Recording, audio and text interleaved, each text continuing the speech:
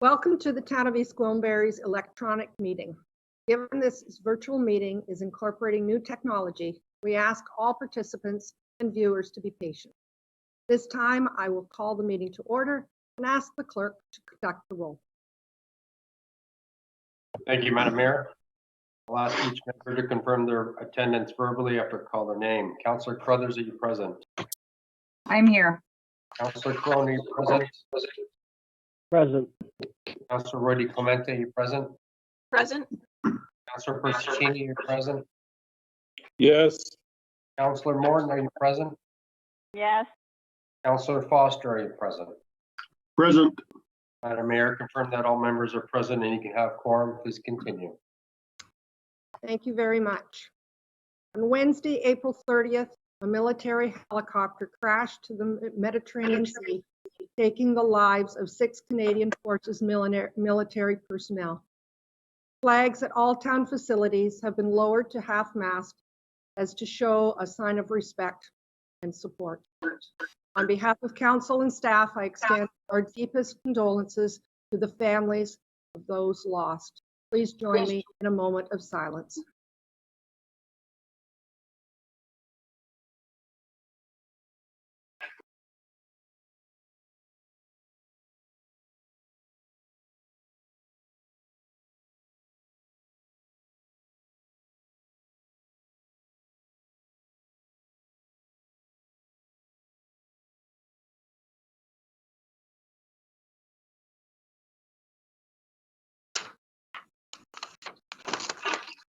Thank you very much. This past week, it saddens me to share that here in East Gwillimbury, we had one fatality due to the COVID-19. To the family and friends, I extend condolences and strength as you deal with your loss. We all agree that one death is one too many. And again, I remind everyone of our responsibility continue to practice physical distancing and to only go out to the public if it is absolutely necessary. It is hopeful that we will soon be in a position to reopen our town and get back to the freedoms that we enjoy. But there is still work to be done. Our staff team with council are now focusing efforts on preparing the town's recovery plan. There is, of course, no timeline of when this will happen, but it will happen. We have a full COVID-19 memo on today's agenda that provides a full overview of the impact of COVID-19 on our town and our response. Just before we begin, I would like to make a special announcement. I'd like to take this opportunity to announce that on Thursday, May the 7th, from 2 to 3 p.m., Dr. Kurji will be joining me for a public virtual town hall session. This will be streamed live on the town's Facebook page. Dr. Kurji will be available to answer any questions in relation to COVID-19, and I hope that everyone can join us. With that, we will start our meeting, and I would ask if there are any declarations of interest from members at this time.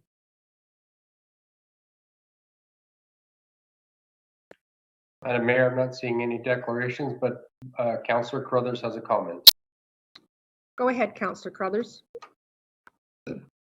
Thank you very much. I just wanted to comment on the agenda. It's a very lengthy agenda, and I want to make sure that some of the more pressing issues are dealt with while we're all still fresh. I was going to ask that a few items be deferred, but looking at the agenda and talking with our general managers, I think some of the items that aren't time sensitive are also very quick items.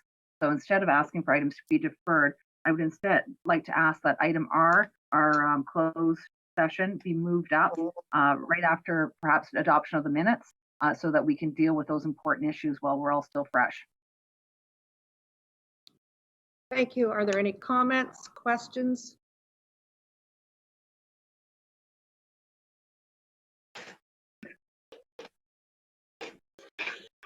Madam Mayor, I'm not seeing any comments or questions.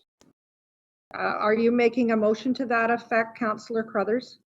Yes, I am. Thank you. Do we have a seconder for that motion?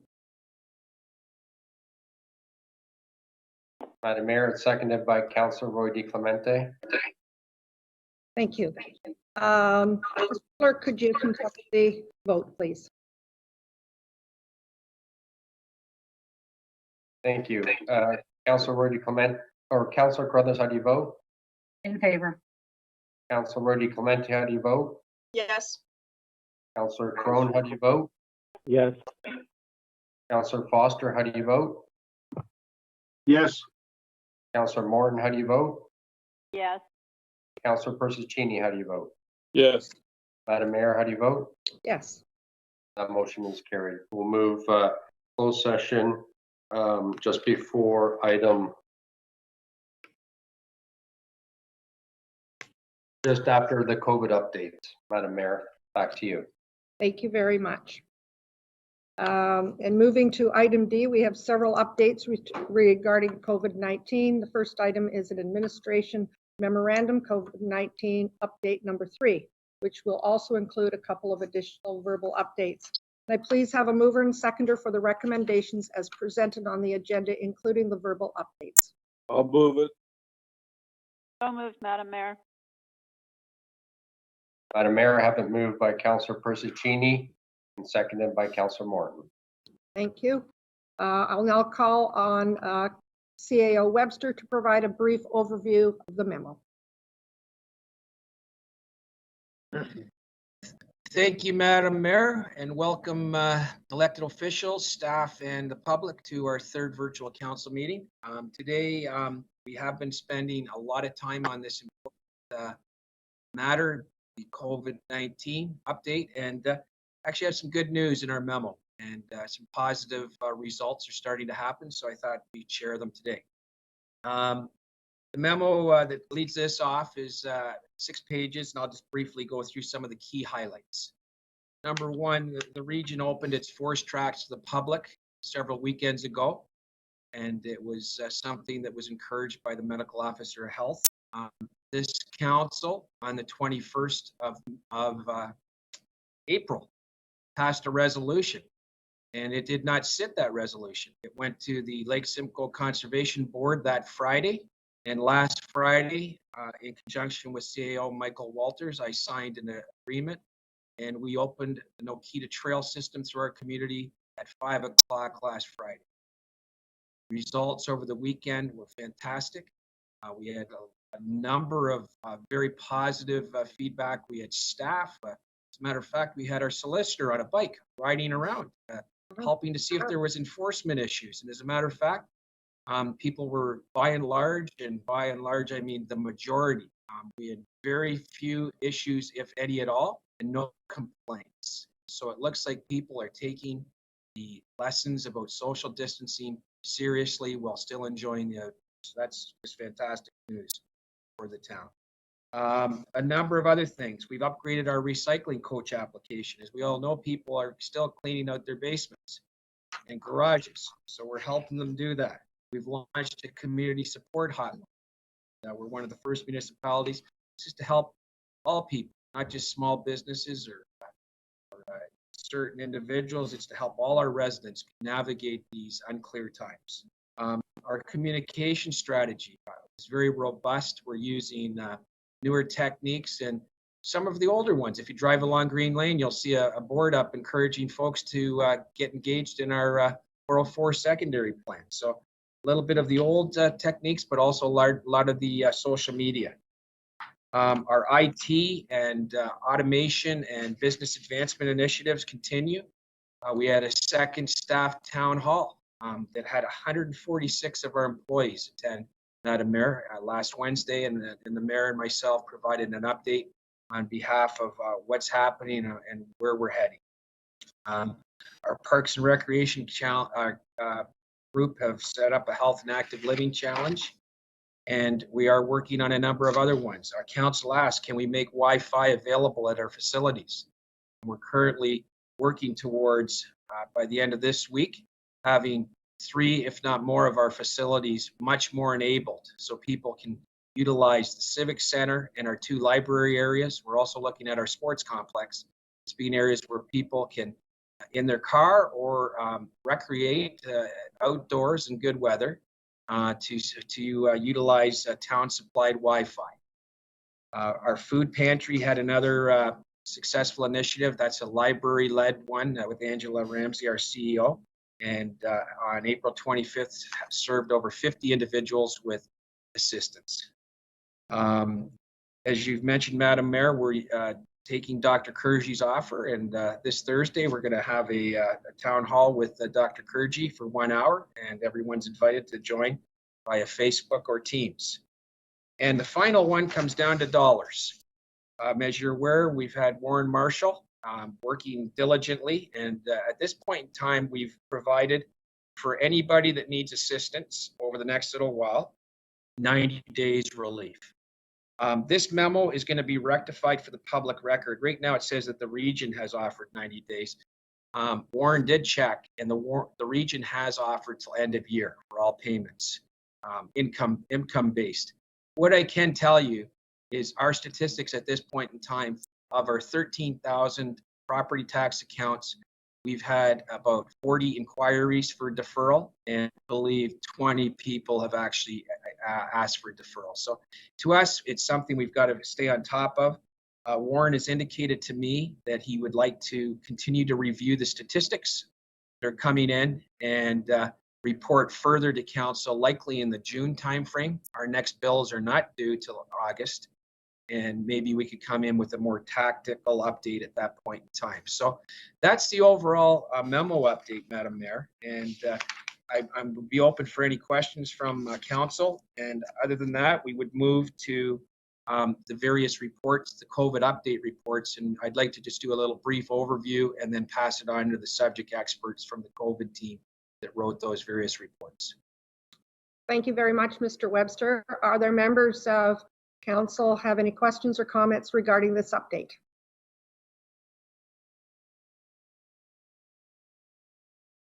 Madam Mayor, you have a comment or question by Councillor Foster? Thank you. Go ahead, Councillor Foster. Thank you, Madam Mayor. Just a quick comment. I've been using the Recycling Coach app for a while, and I have noticed that after a little while, I stopped getting the messages that say, you know, tomorrow is your day.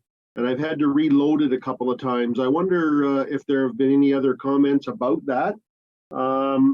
Again, not a big deal, just kind of mentioning what it's done for me. And I guess the other comment would be, you know, 100 people working from home. I think that's pretty great considering we're keeping our town business up and running. However, I must say I am looking forward to getting back to the council chambers sooner rather than later. Thank you very much. Are there any comments regarding the question that Councillor Foster had posed for us?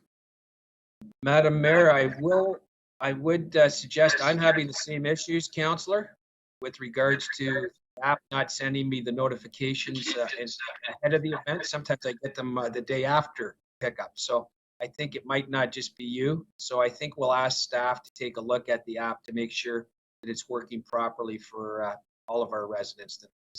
Okay, thank you. Thank you. Are there other questions or comments? Madam Mayor, you have a question or comment by Councillor Crothers. Go ahead, Councillor Crothers. Thank you.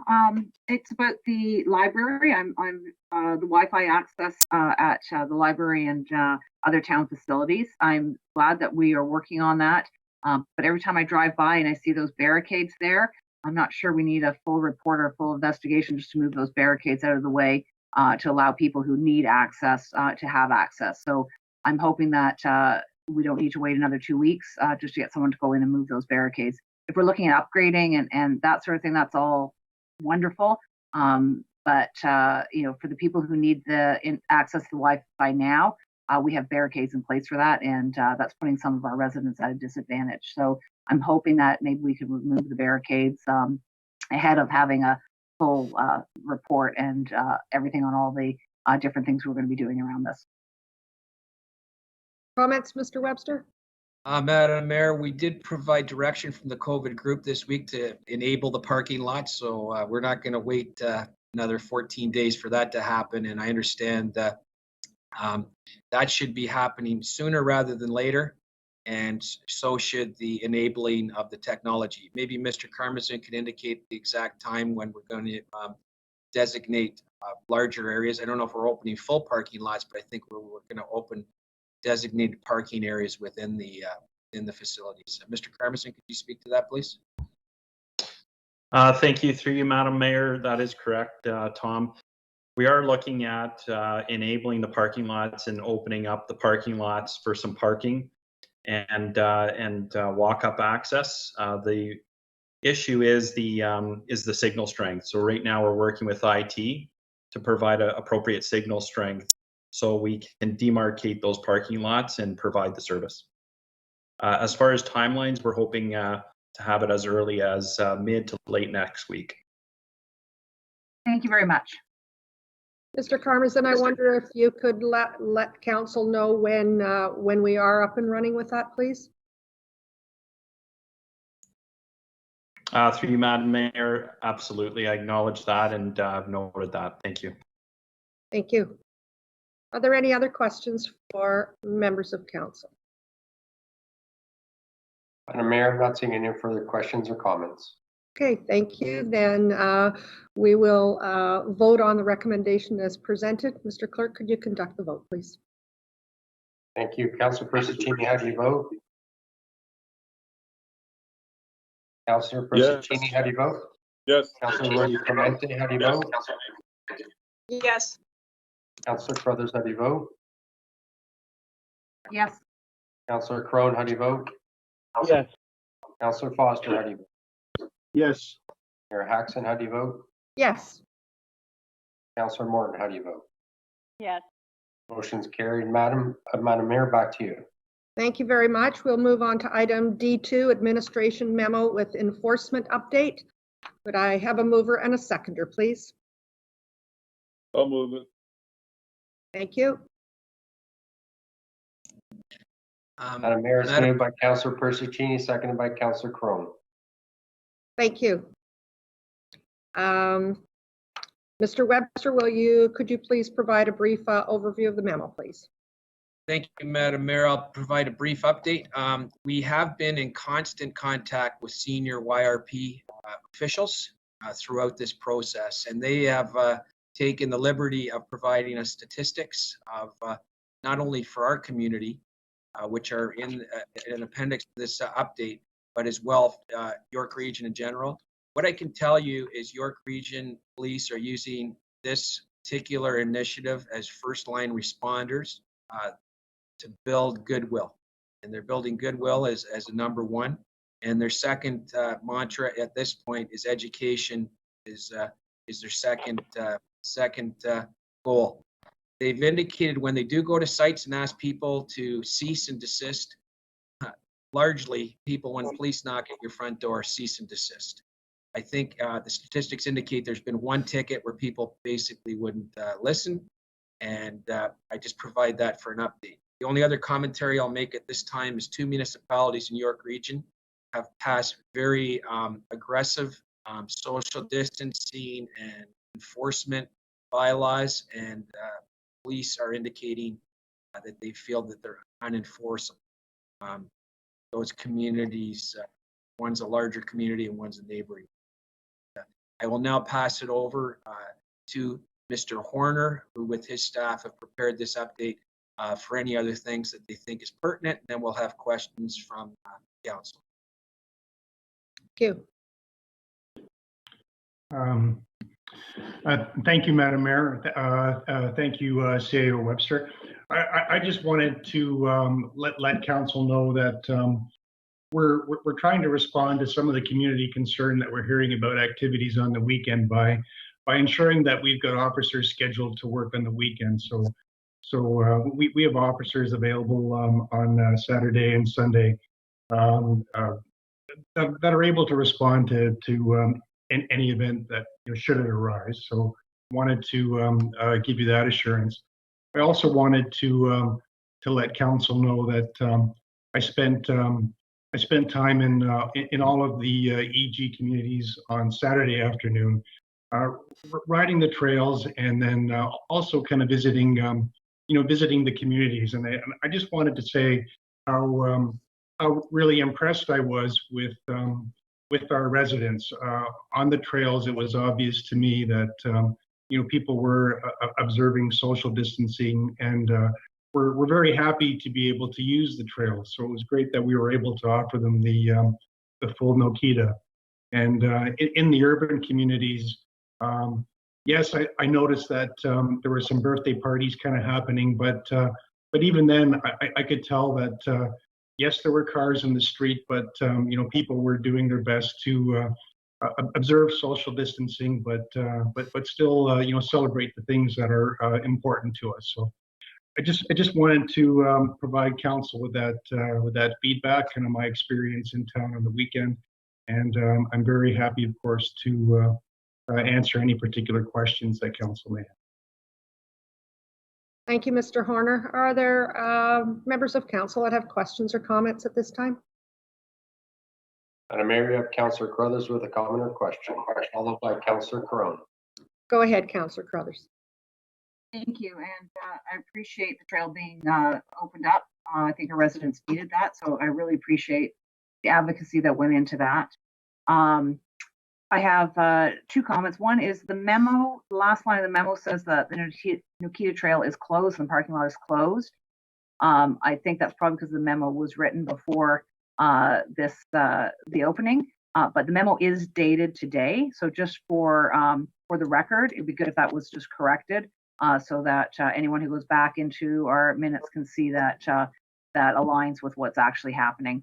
My question is about when we have these foot patrols, are they wearing masks? Because anytime we have staff interacting with the public, of course we want to protect our staff. We also have an obligation to protect the public, and if anyone's getting within 6 feet of members of the public, they need to have a mask on. So I just wanted to get a comment on that. Thanks. I can't provide specific comment on that, but we can certainly take that as good direction to ensure that all of our staff that are out there are equipped. But I don't know if everyone is wearing masks at this point or not. Okay, because we're hearing a lot about asymptomatic carriers, and it seems like not everyone understands that even if they don't have any symptoms, they could still be passing it on. So we want to make sure that there's a really clear message to anyone who's out there interacting with the public that they could currently have it, even if they have no symptoms, and they need to protect the public by wearing a mask.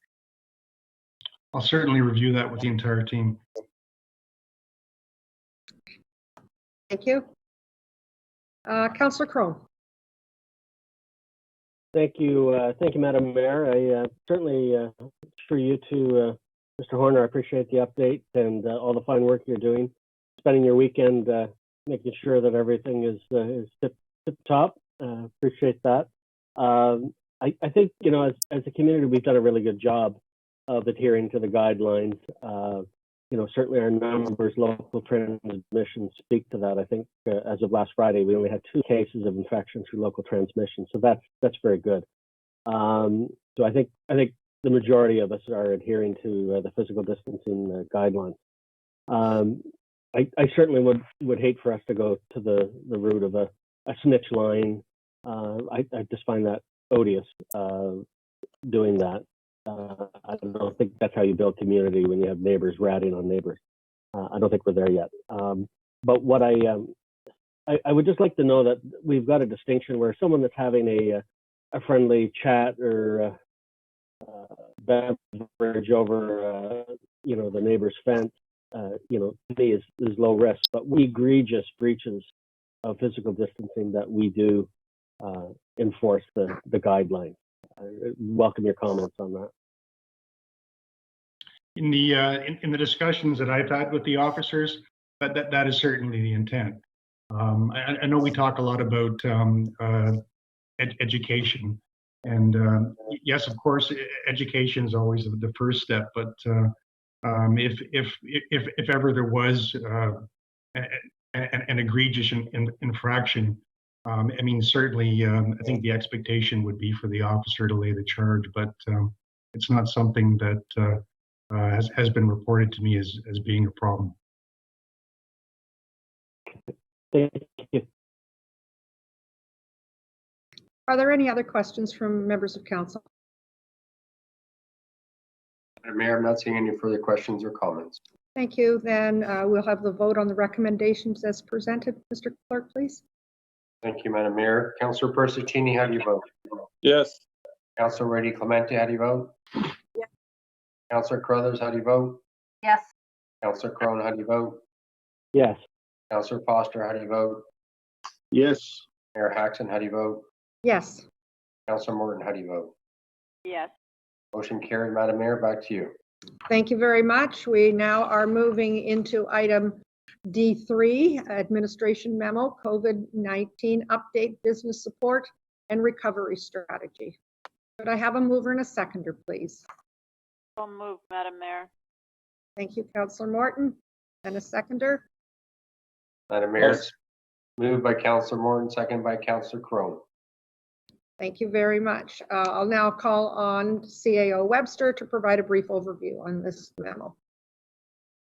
Madam Mayor, the assistance and recovery of our businesses has been one of our priorities throughout this pandemic. Our Director of Business and Economic Development, Margot Begin, and I'm working under and with Mark Valchich, our General Manager, has two updates on this report. I believe that Margot is going to speak to this general business support and recovery strategy, and later on, Mark will speak specifically to the grant program. So, Ms. Begin, can you please speak to this matter of this report? Thank you. Through you, Madam Mayor. I'll just touch lightly on some of the key initiatives. We're continuing our business outreach to all of the businesses in East Gwillimbury, of which there are approximately 350. And we know that about 126 of them were designated as non-essential and were mandated to close, so are at significant risk of financial hardship. The other initiatives that I touched on is the temporary foreign worker program, which is certainly of concern and interest to our agricultural community, and we're working very closely with the province and with other regional partners to ensure that as the temporary foreign workers arrive in the community, that they're able to observe the quarantine period and be able to support our agricultural sector through the planting season and beyond. And then the only other thing I would mention is that in terms of our direct outreach, we've spoken directly to 60 businesses, either through phone outreach or through the business assessment tool, and have had 178 direct email follow-ups to business, providing them with customized direction on support programs that would be appropriate for them. Happy to entertain any questions if anybody has any at this time. Thank you very much. Other questions from members of council?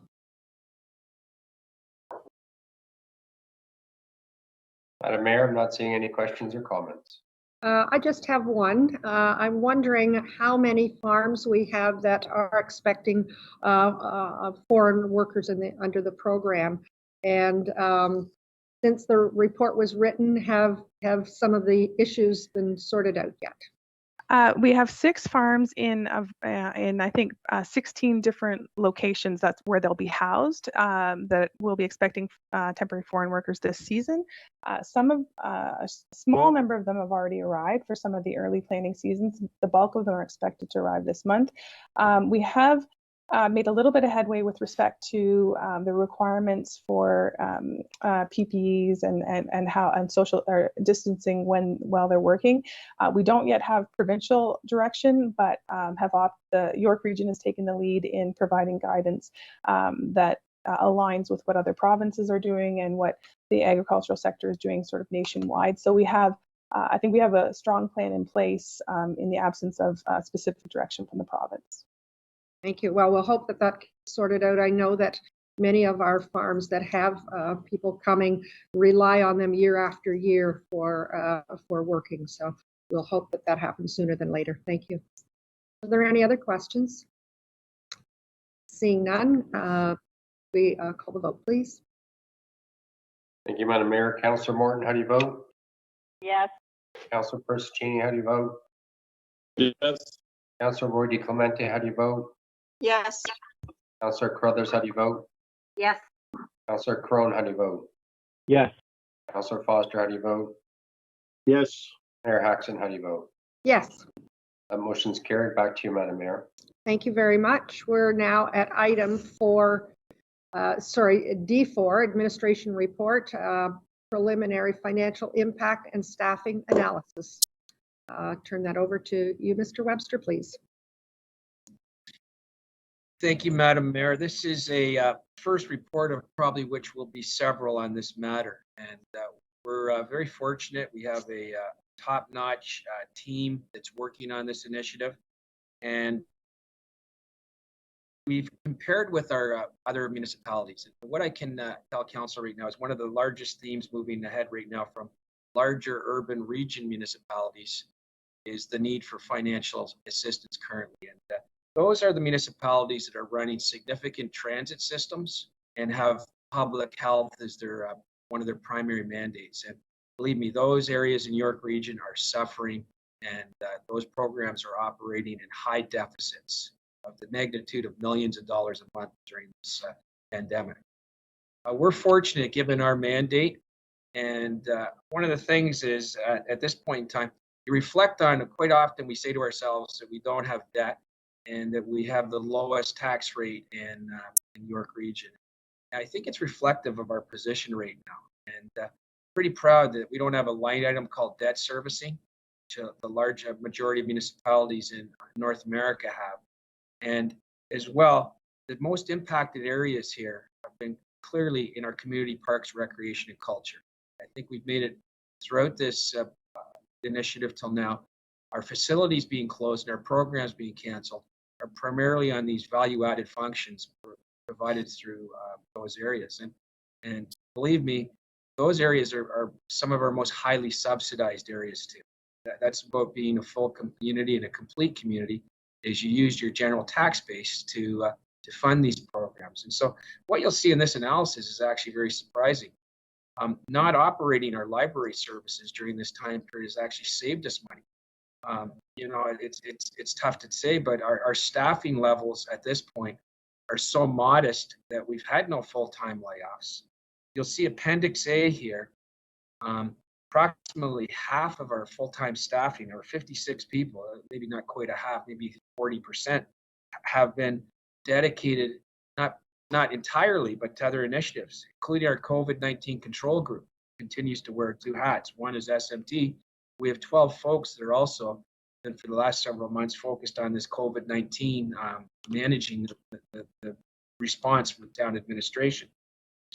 We've had 4 other folks that are going to be redeployed into other areas of priority. And so without having to lay off any staff till the end of June, there's a very complex spreadsheet here. I think you might need several accounting degrees to fully understand it.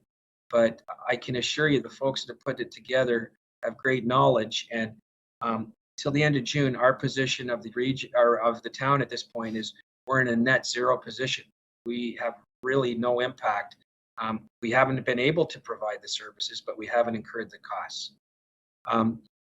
The good news for us going forward is that if we get into a second wave, or if we don't get into full recovery, we still have $160,000 set aside in this budget for the market fairness compensation review, the review of our salaries against other municipal comparators. And clearly, that's an initiative that will not be happening in this calendar year. And so those funds of $160,000 from staff's purview are available as a contingency moving forward for the balance of this year, if in fact we do require additional costs. So in this one here, I believe that Warren Marshall, who's been heading up the financial aspects of this, and Michelle Collette, our Director of Human Resources, are prepared to answer any detailed questions. Thank you very much, Mr. Webster. Could I have a mover and a seconder, please?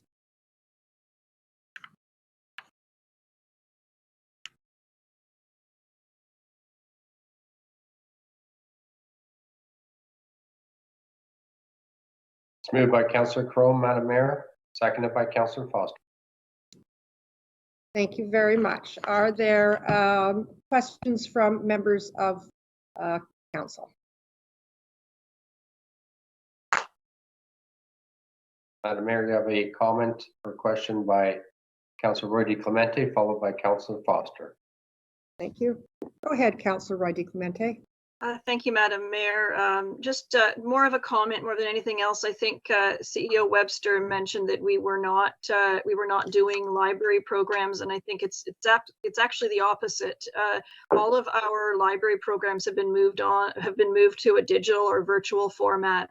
They're using Facebook and other social media to deliver programming, and our digital branch has never been any busier. So I would say that while we're not physically in the branch, our library is absolutely operating and continuing to deliver good quality programs to our community. I just wanted to clarify that. Thank you.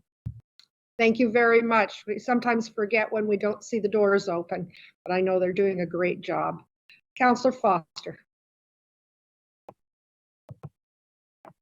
Thank you, Madam Mayor. Just a couple of comments, and certainly not trying to put anyone on the spot here, but reading this report jumps out at me when there's passages there that say significant financial impact. And I mean, we understand that during these difficult times, there's certainly going to be some impact. It's going to cost money somewhere. Do we have any, I guess, thresholds that would let us know when we might have to do something simple as look at the business that we are doing? A threshold that says it's cost us this much money, now it's time to go back to the budget and have a look at see what projects we may have to hold over to try and free up some of that money. And again, just an idea of if there's a threshold there. And I guess the other thing that I couldn't help but wonder here, where we're talking about staff being redeployed, it might be good to let council know or understand exactly where these people are being redeployed to at some point. Again, nothing crazy at this point, just a comment.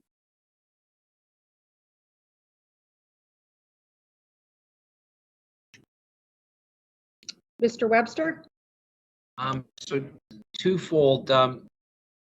The process of, through you, Madam Mayor, the process of following this is going to be iterative. So we'll continue to monitor on a daily, weekly basis our expenditures. Councillor Roy DeClemente, I do agree with your statements. It's not that we're not providing services. We're providing services in a different manner. The real services, I guess, are the facility ones, the ones where it's the ice rentals or the facility bookings where we're just not providing that service altogether. We will continue, council, to follow the expenditures and savings, but at this point in time, till mid-June, if we could get into a recovery or partial recovery, we should be in pretty good shape moving forward. If that does change, we might have to take some more drastic actions. Some of the larger municipalities have moved to 4-day work weeks. There have been layoffs announced in other municipalities, so there may have to be more assertive measures taken if this was to continue for a longer period of time. But we will continue to use our updates to council to provide that. And with respect to where the folks are being redeployed to, I'm going to ask Michelle Collette to walk through Appendix A to give council an idea of where the priority areas have been for folks to be redeployed to. Thank you, CEO Webster, and through you, Madam Mayor, to the councillor. As you'll see in Appendix A, we are referring to redeployment as with respect to cross-functional staff resourcing plan. And we have a number of key project areas that we have our staff engaged in. As you can see, we have 10 folks working on the website project. Business support, helping our economic development folks. We have 2 people. We have our community hotline, again, helping our EDO folks. We have 1 person there, and we'll continue to monitor that.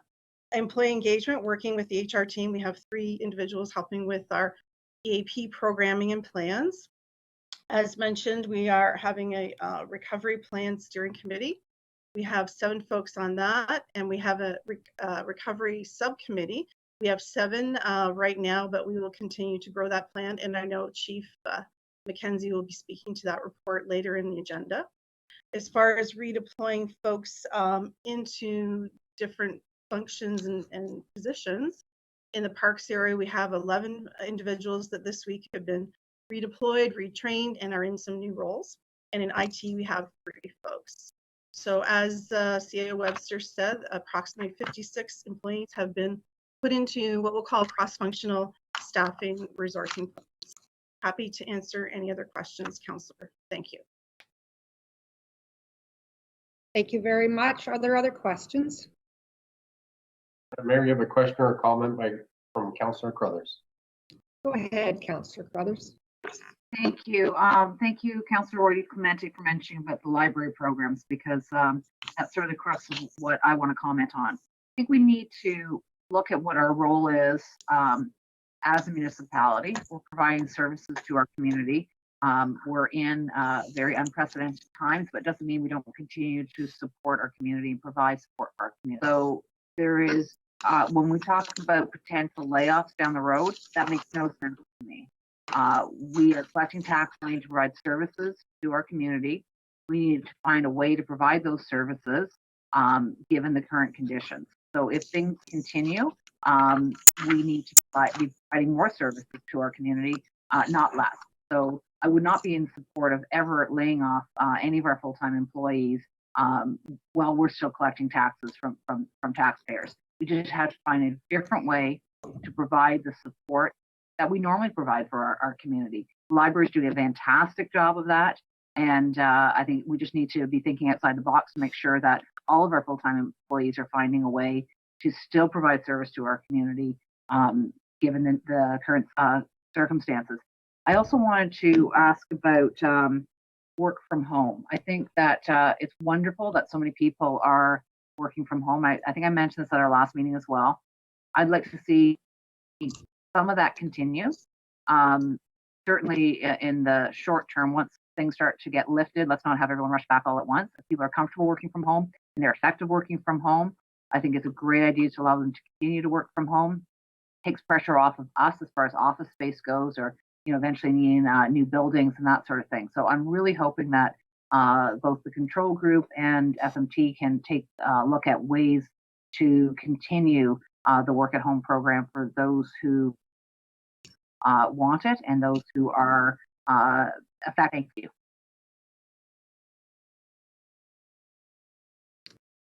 Thank you. Was there a question there, or I know there were comments? Did you have a question as well? No, I guess just comments. Thank you. Okay, thank you. Is there anyone else with questions or comments? Madam Mayor, you have Councillor Foster with a question or comment. Go ahead, Councillor Foster. Thank you, Madam Mayor. Through you, just the explanation on Appendix A is good. I thought that more information there certainly would have helped. I mean, directly when I think about 11 people in parks operations being retrained and used somewhere else, I just thought some more information to give us an idea where those people may be going. I did have a question from a resident that said, where are these people going? So that was the reason behind my question. Thank you. Thank you. Mr. Webster, can we answer that question now, or is that something for a follow-up? I think if more details provided, we could do a follow-up, but essentially a lot of the redeployment in parks operations is related to the non-hiring of summer students for this cruise. And so we have some full-time staffers that otherwise would be doing other duties that aren't available right now that are going to be redeployed to those areas. Mr. Webster, how many summer staff are not being employed this year that would normally be in other years? I would request that Director Collette answer that question. Thank you. Thank you. Through you, Madam Mayor, it would be approximately 30 folks that we'd be hiring for both our camps programs, our in our parks, and with our roads crew. So approximately 30 folks. Thank you. Okay, are there any other questions at this time?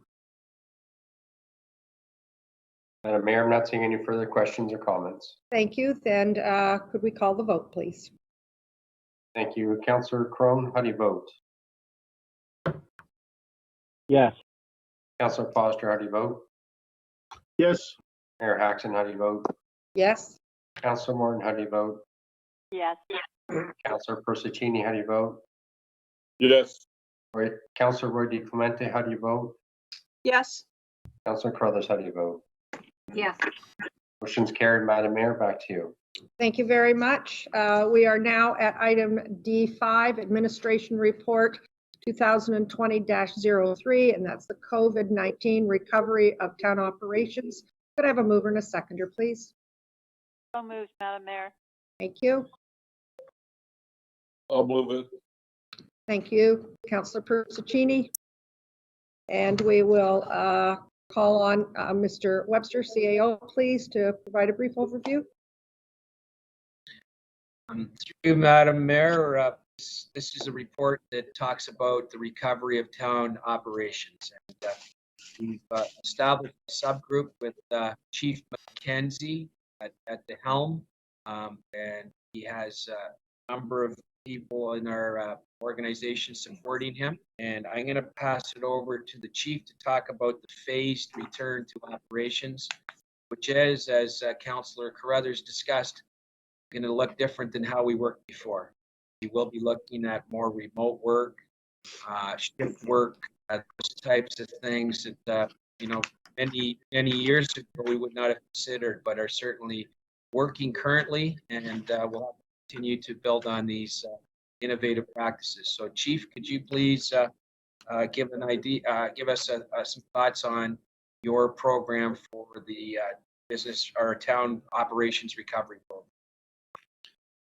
Thank you, Mr. Webster, and thank you, Your Worship, and members of council. The town has been working collaboratively with the partners and stakeholders through the challenges of the last several weeks, just keeping the business functioning. This report addresses a review of our response and then looking forward into a recovery. So as we enter into the next phase of the pandemic, we'll continue to work with the N6, the region, and the province to begin a phased-in approach to recovery. We've established a cross-functional team that will lead a subcommittee of staff as we return to operational. The team will take recommendations from the region and the province to create a work plan to reopen all town facilities. It's a phased approach, as Mr. Webster mentioned. The first phase is return to operational or the new normal. The second component is the reopening of town facilities with all the requirements that this pandemic have put pressure on. And then component 3 is a post-incident assessment, a look back at how we did and how we can move forward. So in addition, in keeping with our requirements under the Emergency Management and Civil Protection Act, the town will be engaging the expertise of a third service provider in order to develop a final report outlining the pandemic analysis and provide recommendations to enhance our abilities for any anticipated future COVID-19 waves or any future pandemic emergencies. Also, we'll create a revised pandemic plan as a key appendix to the town's emergency plan. So that's a high level. I'm happy to take any questions. Thank you very much. Are there questions from members of council?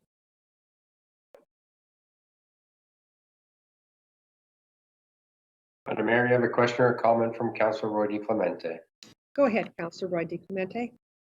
Thank you, Madam Mayor. Through you, I'm just thinking about some of the same issues that our local businesses would be faced with, but as far as outfitting our facilities for social distancing, protection of our staff, are we keeping track of those expenses so that we can really have a better understanding of the impact to our operation going forward? Obviously, we're going to have some capital expenses that we're going to need to incur to purchase materials or purchase new barricades or barriers or something. I'm not sure. But if we're keeping track of those, I just wanted to make sure that we were.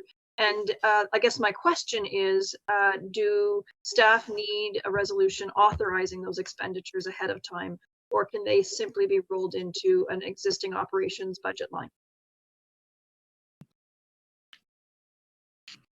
Madam Mayor, if I could, I will answer that one.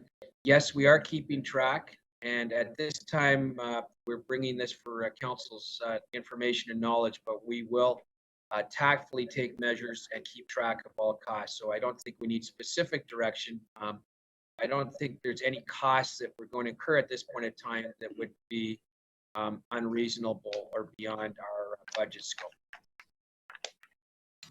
Thank you. Thank you. Are there any other questions at this time?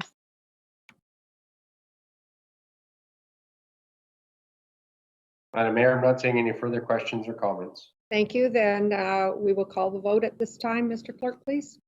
Thank you, Madam Mayor. Councillor Morton, how do you vote? Yes. Councillor Persicini, how do you vote? Yes. Councillor Roy D. Clemente, how do you vote? Yes. Councillor Crothers, how do you vote? Yes. Councillor Crone, how do you vote? Yes. Councillor Foster, how do you vote? Yes. Mayor Hackson, how do you vote? Yes. Motion's carried. Meeting back to you, Madam Mayor. Thank you very much. We're now at item D6, Administration Report, East Gwillimbury Emergency Response Benefit Program for Business. Could I have a mover and a seconder, please? I'll move it. Thank you, Councillor Persicini. Madam Mayor, it's moved by Councillor Persicini, seconded by Councillor Crone. Thank you very much. And at this time, Mr. Webster, could you provide an overview, please? Madam Mayor, this is our last update memo for this council. I would ask the General Manager of Corporate Services, Mark Valchich, to speak to this program that's been put together with the South Lake Community Futures Development Corporation. And I believe our EDAC subcommittee has been extensively involved as well. So, Mr. Valchich. Thank you, Mr. Webster, and through you, Madam Mayor. This report, Ms. Bejene has been working very closely and very proactively with her team and with her counterparts in the other municipalities to try and make sure that we are doing a few things. One is that we're outreaching proactively to ensure that we understand the needs of our local businesses, as well as that we're directing them to all of the available previously announced supports. This report that's before you today is an additional support that we are recommending through the town. It's funded from our community capital contribution, so not from taxes, and is a very appropriate funding source for this sort of thing. It is specifically collected for economic development initiatives and servicing, and so we believe a very appropriate use at this point in time. I also just want to mention that we had a couple of inquiries from members of council in advance of today's meeting, specifically with respect to the eligibility criteria, and commenting on the one criteria that speaks to demonstration of a 30% loss of income.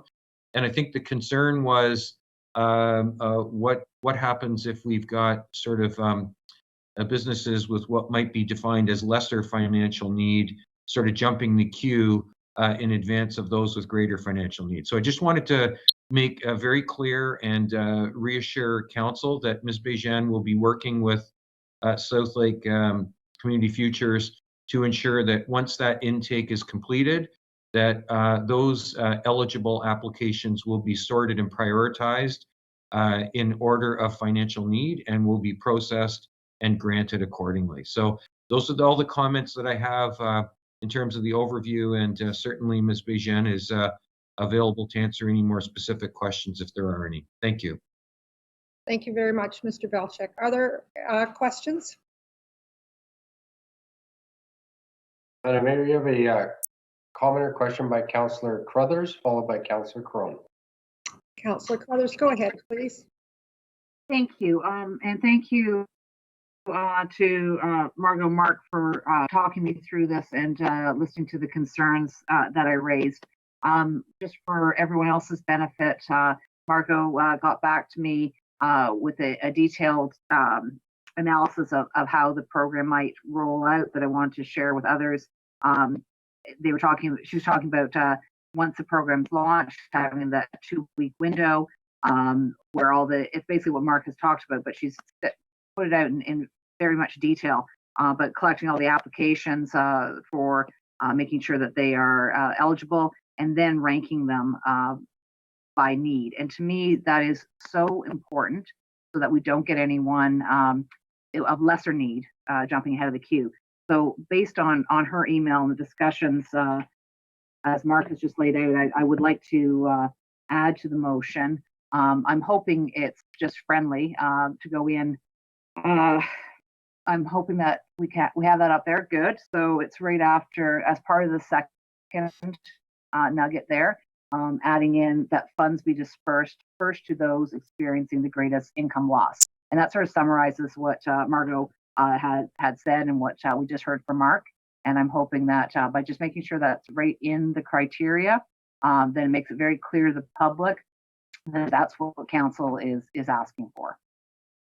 So I can make that as a move, as an amendment, or if that's just friendly because it does just capture the conversation we just had, I'm fine with it as a friendly amendment, whatever way you'd like to handle it, Madam Mayor. It would seem to me that it would be a friendly amendment unless someone thinks contrary.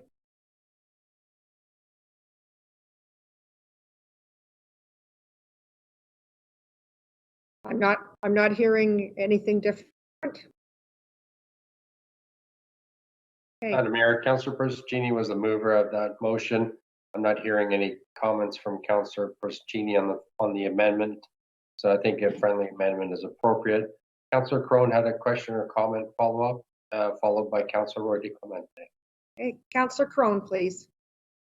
Yes, thank you, Madam Mayor. I'd just like to express to the staff, particularly Mark and Margot, Bejen, the fine work that they put into this, and happy that our Economic Development Committee has indeed looked at this, vetted it, and approves of it. I think there's a lot of value in having South Lake Community Futures involved with this. They certainly have the expertise of it in-house, to administer something like this. They're the pros. We should let them run with this. So I think as Councillor Carruthers and staff have mentioned, that they will triage the need where it is greatest and look at that. So that's good. The nice thing is that we have our financial position where we can afford to do this. So we've got that going for us. And I want to give my full-throated support to this. Businesses are hurting in East Gwillimbury, and they're a source of job creation for a lot of our community. So I think it's important that we stand behind them and help them out, as modestly as this is, but to help them out. So I wanted to give my full support to this, and I hope the rest of council does as well. Thank you. Thank you very much. Councillor Roy DeClemente, please. Thank you, Madam Mayor. I actually, I don't know where the amendment to the motion went on the screen because it's not showing on my, I guess because of the way that, there it is. Thank you. I guess I absolutely agree with the idea that we should be looking at the importance of having a regard for the depth of the loss. So that while many of our businesses may have experienced more than 30%, some are down to zero. I don't know if the greatest income loss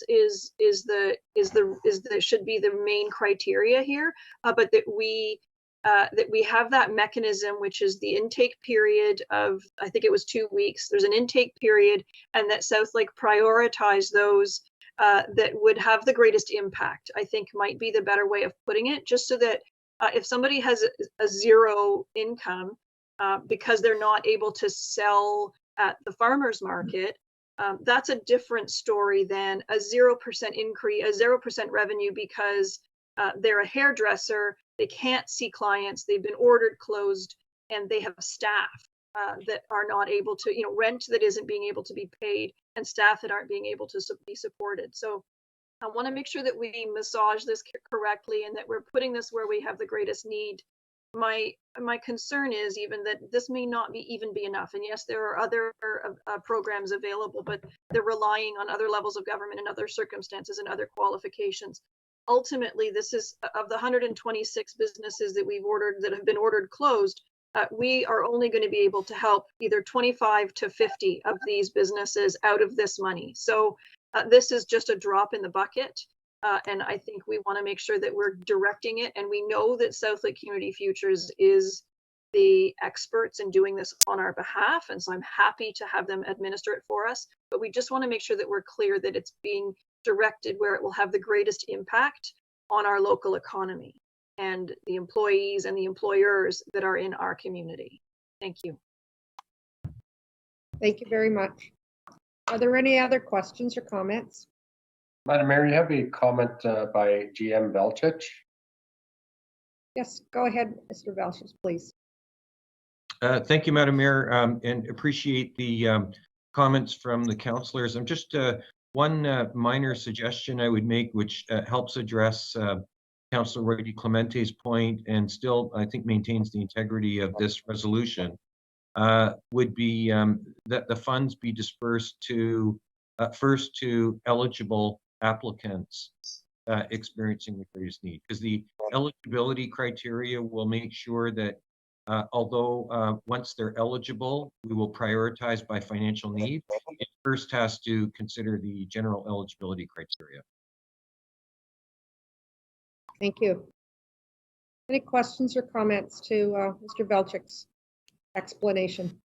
Madam Mayor, Councillor Carruthers has a question or comment. Go ahead, please. Thank you. I agree with everything that's been said. My concern was just that it's not first come, first serve, that we have an intake window and that it's prioritized by the people who are in that intake window. And I think Councillor Roy Clemente caught a very good interpretation of that we could end up not doing what my intention was. So I'm happy with this wording, and I'm happy that we have an intake window that will allow everyone to apply, and then South Lake to be able to look at prioritizing. So thank you. Thank you. I think working with South Lake Community Futures is the way to go. They know what they're doing. They've done it in the past, and they've worked well with us in the past as well. So I'm quite confident and comfortable in having them as a partner with us. Are there any other comments or questions? Madam Mayor, I'm not seeing any further questions or comments. Thank you. Then we will call the vote, please. Thank you. Councillor Proschini, how do you vote? Yes. Councillor Roy Clemente, how do you vote? Yes. Councillor Carruthers, how do you vote? Yes. Councillor Crone, how do you vote? Yes. Councillor Foster, how do you vote? Yes. Mayor Hackson, how do you vote? Yes. Councillor Morton, how do you vote? Yes. Motion's carried, Madam Mayor. Back to you. Thank you very much. Are there any other further business regarding the COVID-19 updates? Mr. Webster? Thank you, Madam Mayor. We've had a fulsome discussion today of many updates. We do have some more positive news that came in again after the agenda. The matters with respect to the province expanding the essential services provisions has led to our operations center has now been remobilized, and Mr. Karmazin will cover that off in his departmental update, as well as our two major park redevelopments. So Mr. Karmazin will cover those off later in the agenda. Thank you very much. Thank you. Now I'm just following through my agenda here, and I believe at this point we were going to move to closed session. Am I correct? No, I'm not correct. That is correct, Madam Mayor. It is correct. Okay. Very good. So we will leave the agenda and come back to page 8 of 38. after we go into our closed session. So at this point, we will proceed into a closed meeting of Municipal Council for Labor Relations or Employee Negotiations, Municipal Act Section 2392D, forward 2025 update, and for litigation or potential litigation, including matters before administrative tribunals affecting the municipality, local board, Municipal Act Section 2392E, cannabis production and zoning. At this time, be it resolved that council proceed into a closed meeting of Municipal Council will deal with the following matters: labor relations or employee negotiations, Municipal Act Section 2392D, forward 2020 update, litigation or potential litigation, including matters before administrative tribunal affecting the municipality or local boards, Municipal Act Section 2392E, cannabis production and zoning. Could I please have a mover and a seconder to proceed into closed session at this time? Madam Mayor, it's moved by Councillor Foster. And it's seconded by Councillor Crothers. And my time I have is 2:06. Is that correct, Mr. Clerk? Correct, Madam Mayor. Could we call the vote, please? Thank you. Councillor Foster, how do you vote? Yes. Mayor Hackson, how do you vote? Yes. Councillor Morton, how do you vote? Councillor Morton, how do you vote? Yes. Councillor Persicini, how do you vote? Yes. Councillor Rodi Clemente, how do you vote? Yes. Councillor Crothers, how do you vote? Yes. And Councillor Crone, how do you vote? Yes. Motion's carried, Madam Mayor. Give us a few minutes to switch screens and confirm audio is off on closed session. Thank you. Until we hear from you, then our audio is still on.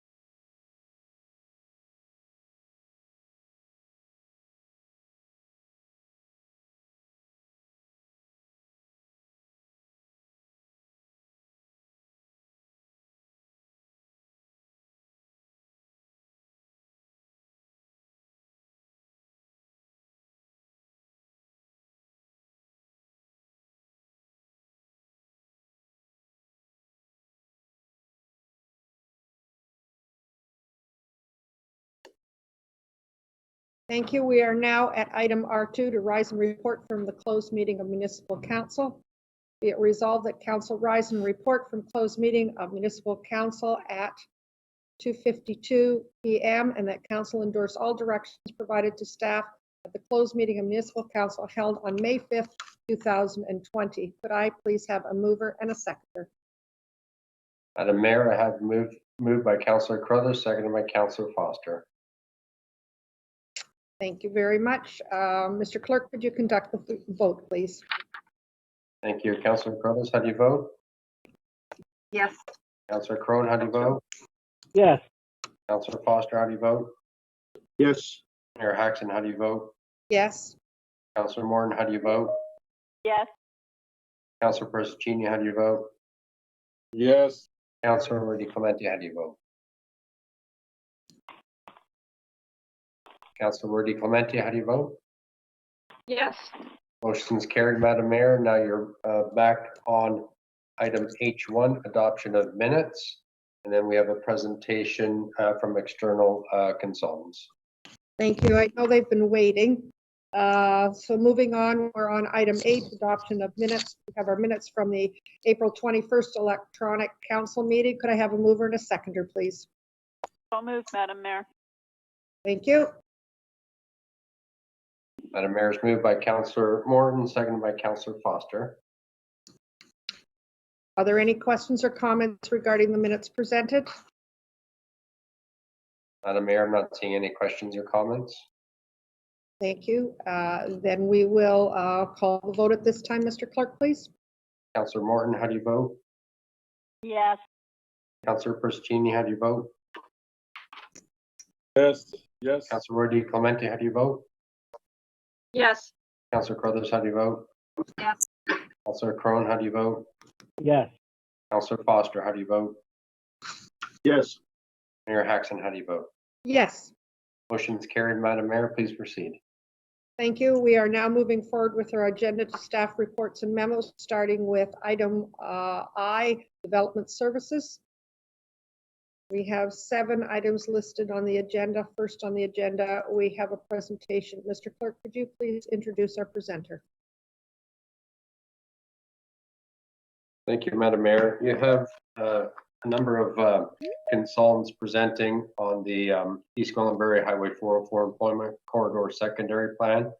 Their main presenter is Lorelei Jones, planning consultant, Ali Shawi Housing Limited, along with Martin Ennis, civil engineer, waste stormwater consultant with WSP, along with Michael Oldman, also with WSP, as well Jonathan Chai, transportation consultant with HDR, and finally Katrina Richter, a natural heritage consultant with NSRI.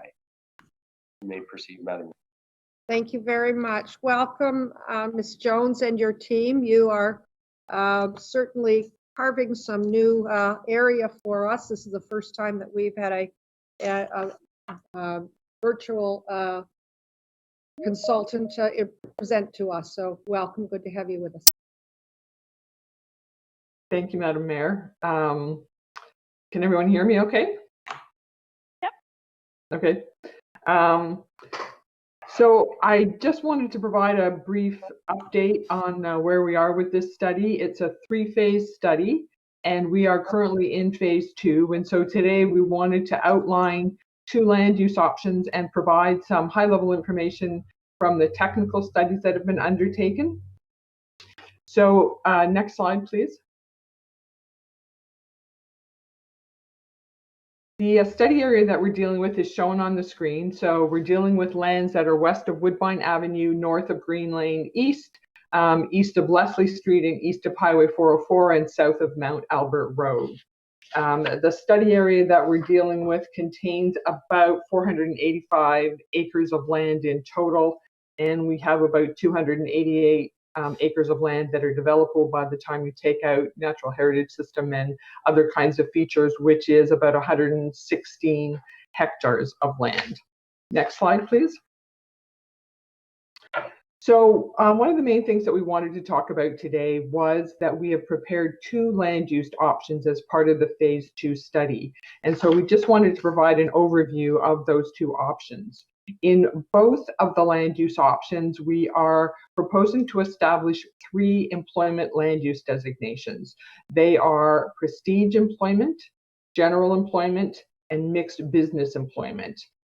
Prestige employment and general employment are 2 designations that currently exist within the town's official plan, and we're proposing to add a third one, mixed business employment.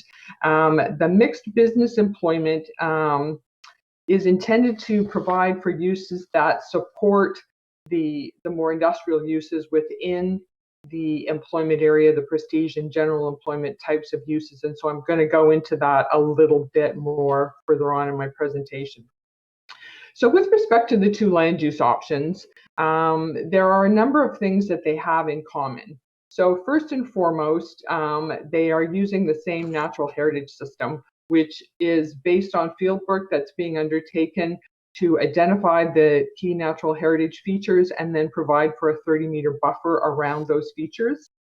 We've also, as part of this secondary plan process, provided for new collector roads to service the area and support the additional traffic that's going to result from the development.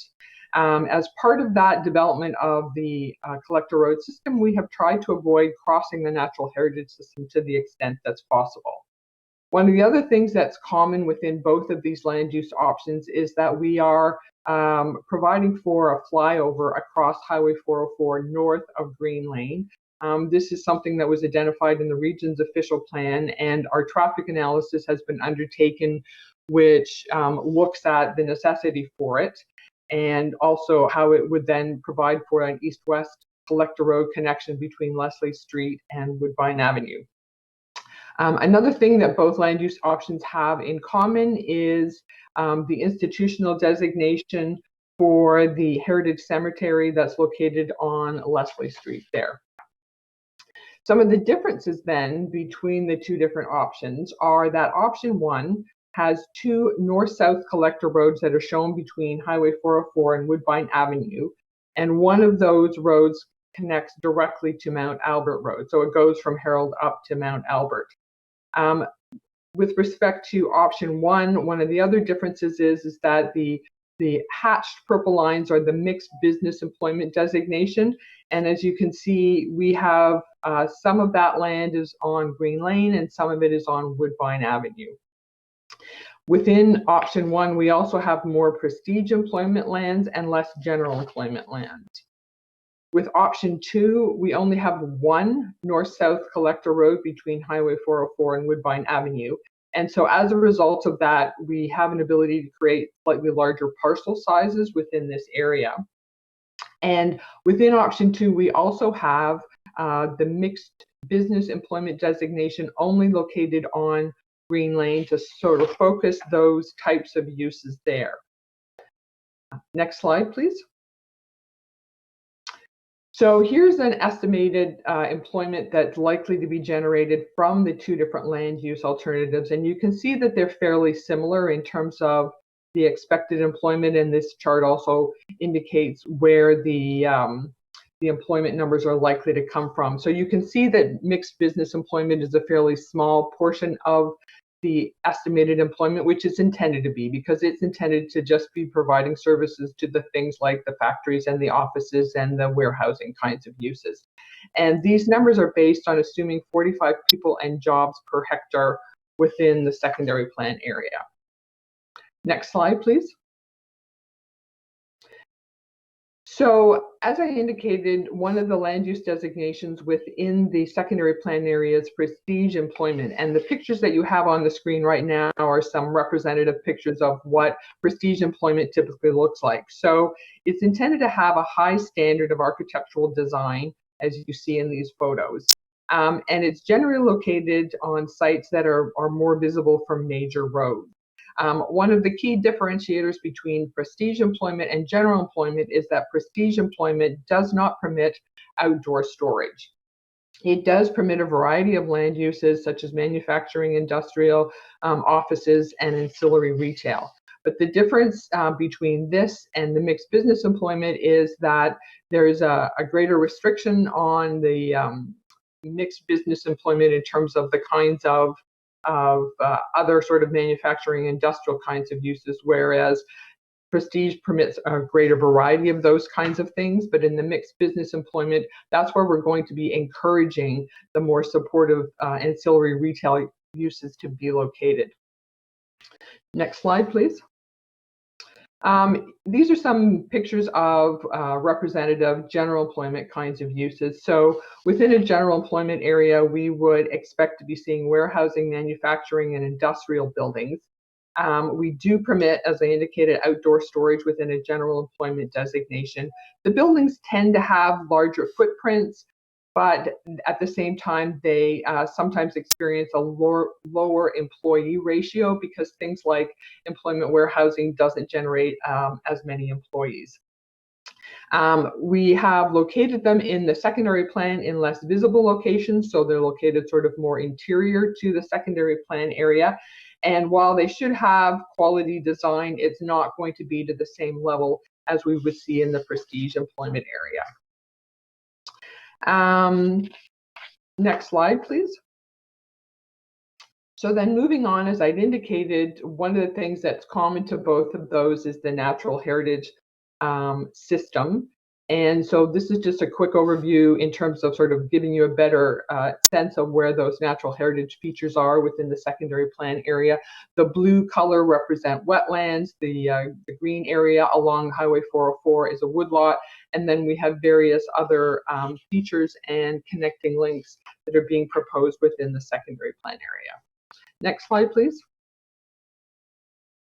So then moving on to the transportation study that's been undertaken by HDR, there were a number of things that they did. So they did initial sort of background analysis of the transportation that would be anticipated in the future, and then they looked at both of the two different land use options to assess what the implications would be from both of those on the road patterns and the roads that are being proposed.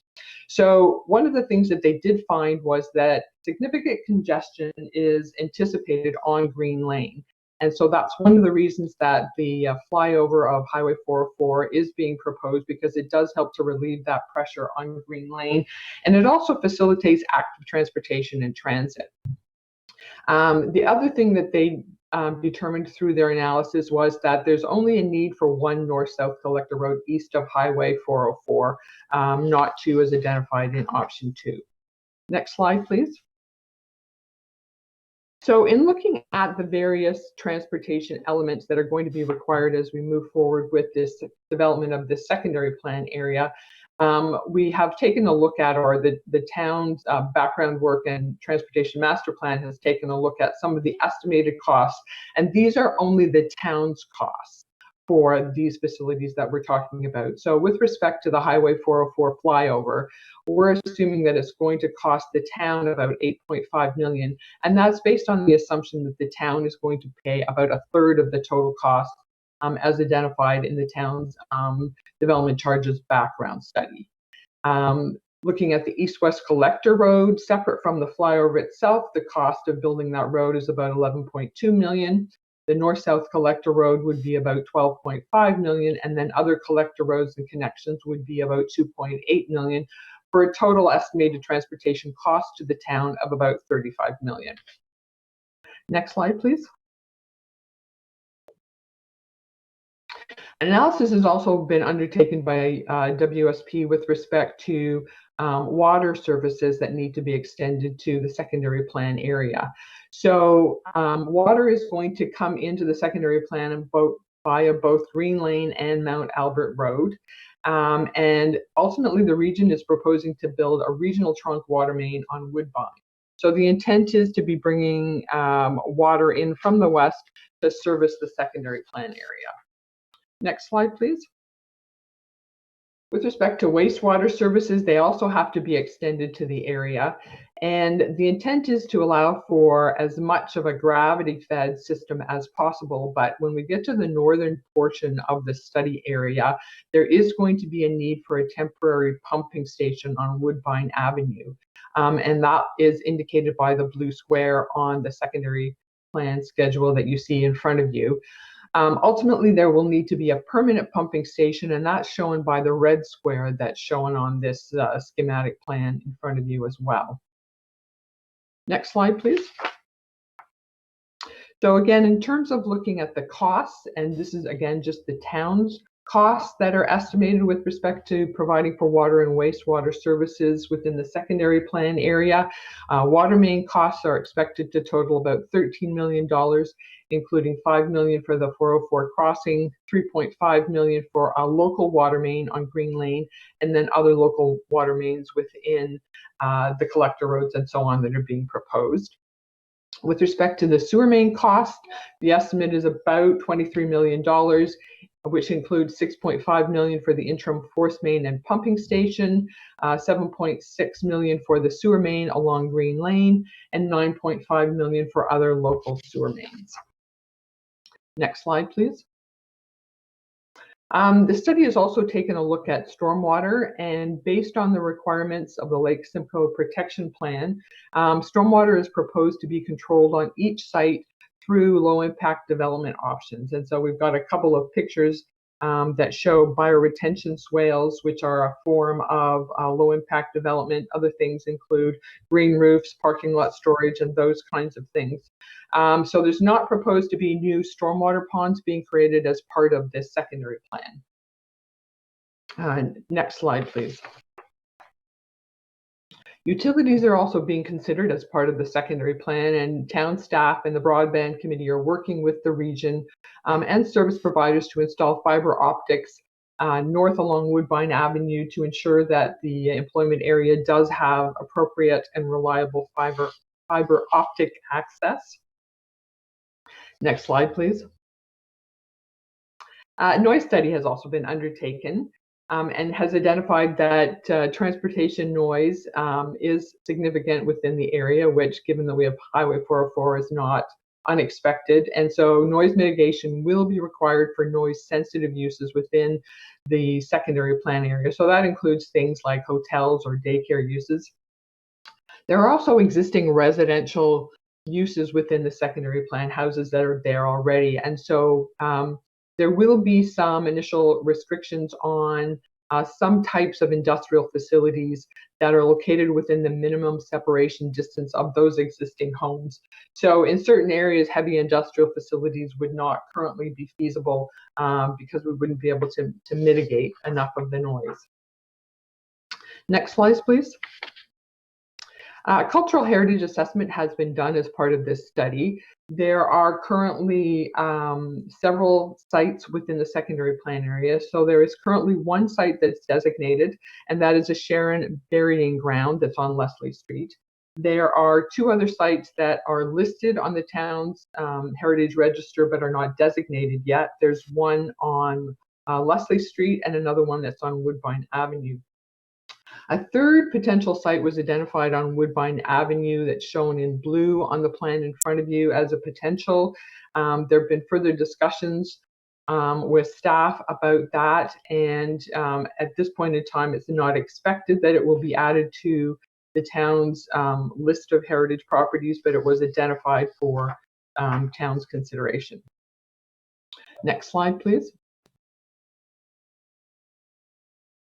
Urban design guidelines are also being prepared as part of this secondary plan process, and they will be used by town staff to help evaluate development applications as they come in. So some of the thrusts that are going to occur from the urban design guidelines is to ensure that we do have high quality urban design within the secondary plan area.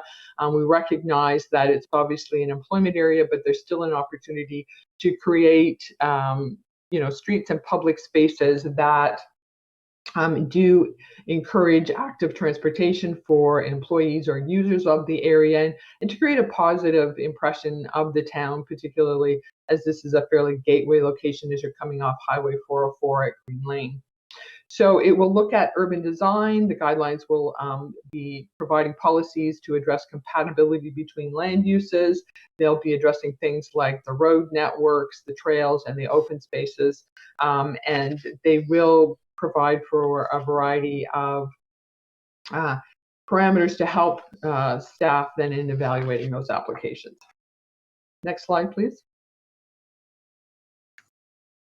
A fiscal impact analysis is always important as part of a secondary plan process so that the town can be aware of the implications of this development. One is currently being undertaken. It's based on the assumption that there's going to be about 3.6 million square feet of gross floor area and about 4,600 employees, as I'd indicated. So what the fiscal impact analysis is doing is estimating the revenues that are going to come from new assessment and non-tax methods such as fees and permits. It's going to estimate expenditures, including a review of the operating and capital costs that include the life cycle replacement costs as well. And then it will determine the net financial impacts to the town. And so then the town's development charge bylaw will be looking after the townwide growth related capital work that's part of that. Next slide, please. So one of the things that we wanted to do as part of today's presentation was to just give a quick overview in terms of some of the things that we're considering as we are moving forward and trying to determine the preferred option and looking at some of the considerations. And I've mentioned a few of them already, but just to sort of highlight them quickly. From a transportation perspective, as we indicated in option 1, there is a north-south collector road that connects directly to Mount Albert, and having that connection would relieve some pressure on Woodbine and Mount Albert intersection, but there may be some grading and access issues with that particular connection. In option 2, the north-south collector road connects directly to Woodbine Avenue. As we've indicated, a second north-south collector road is not deemed to be necessary. And in both of these options, having the 404 flyover has been identified as necessary for the transportation network. From a land use perspective, the mixed business employment uses have been focused on Green Lane in option 1, whereas they have been located on Green Lane and Woodbine. Sorry, that's a typo on the slide. In option 1 and simply along Green Lane in option 2. So as we saw in some of the plans previously shown, there is slightly more prestige employment and less general employment lands within option 1 than there is in option 2.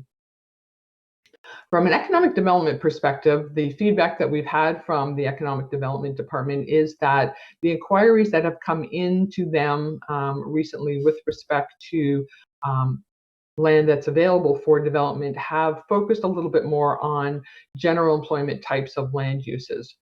One of the benefits of option 2, as I mentioned, is that because we have fewer roads, it does allow for larger development blocks, and that does increase the flexibility for parcel sizes within the marketplace. Next slide, please.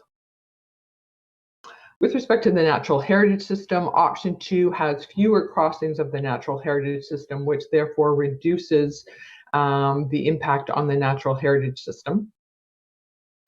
From a water servicing perspective, option 1 provides a better water main grid because it has more redundancies, but option 2 has fewer public roads, so it is less costly to construct and maintain.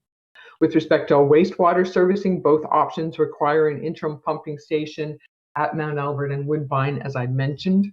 And then with respect to stormwater, there are less public roads, so there is less infrastructure required from a stormwater perspective. Next slide, please. So then moving on to talk about phasing that would occur within the secondary plan area. At this point in time, we're proposing that there would be 3 phases. The first would be all those lands that are located west of Highway 404 right now. And the reason for this is that they are the closest to the existing sanitary sewers and water mains, so they make the most sense from a servicing perspective. Phase 2 would be the lands that are east of Highway 404 from Herald Road to about halfway between Herald Road and Mount Albert Road. And phase 2 is intended to be those lands that are still available to be serviced by gravity. And then phase 3 would be the lands that are located north of phase 2. So it would be south of the Mount Albert area, east of 404. And those are the lands where an interim pumping station and force main must be constructed. And there will be phasing policies that are going to be provided within the secondary plan itself. Next slide, please. So then to just sort of quickly identify where we are in this process and the next steps that are being undertaken, as I indicated, we are in phase 2 of the secondary plan process. There's 3 phases. So right now there is an online presentation that's been posted to the town's website to replace the public meeting that unfortunately had to be canceled due to COVID-19. And the public is being invited to make submissions or ask questions, and there have been a number of submissions made already. And we have received feedback on the various technical reports that have been prepared, and we will be responding to some of those technical comments that were received from staff and the Technical Advisory Committee. Next slide, please. And then we will be moving on to phase 3, and that's where we actually prepare the draft secondary plan. And once that has been done, then we will be holding a statutory public meeting and then be moving forward to bring it to council for adoption. And so depending upon how timing goes with a number of things, we're hoping to go to the public towards the end of June and to go to council at the end of July. So that concludes my presentation. Thank you very much. And myself and my team are available to answer any questions that you have. Thank you very much, Ms. Jones and your team. Very for us to see this in front of us. Could I have a mover and a seconder to receive the presentation, please?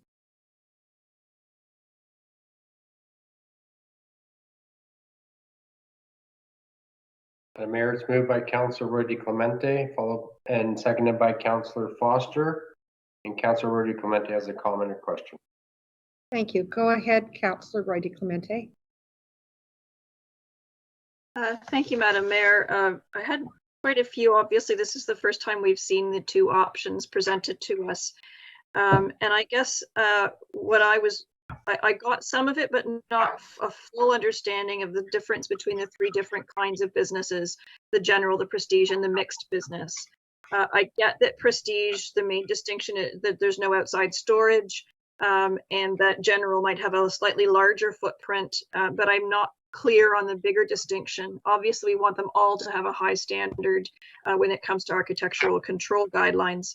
I guess what I'd like to understand is what's achievable, what can we attract, what is a stretch for us as a community, and what's that best practice of that mix? So, what should we be splitting it up? Because quite frankly, from my perspective, I think it should all be prestige. It sounds good. It's what we want. It's the quality of jobs that we want to attract. I know that's not realistic, but that's instinctively what I want to do as an elected official. So I guess that's sort of my first set of comments. And I guess it would help me understand how many separate businesses are we looking to attract? What's this average size of the parcel? Obviously, they will differ whether they're large warehousing and distribution companies versus an office or professional services. But that sort of will help me get a handle on that as far as when I'm looking at these 2 options. I think maybe I'll start there. Thank you.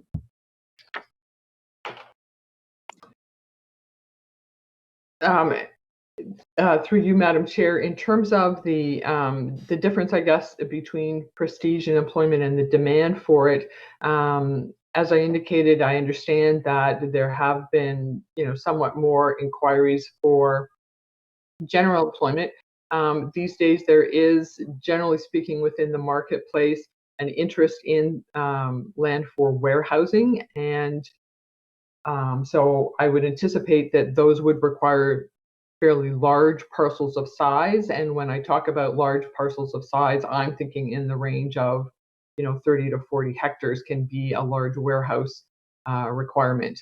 In terms of an average parcel size, it's a little bit more difficult to say. It depends on the uses that are interested in coming to this area. I know that town staff have had some discussions with people that have made inquiries and others who currently own land within the area.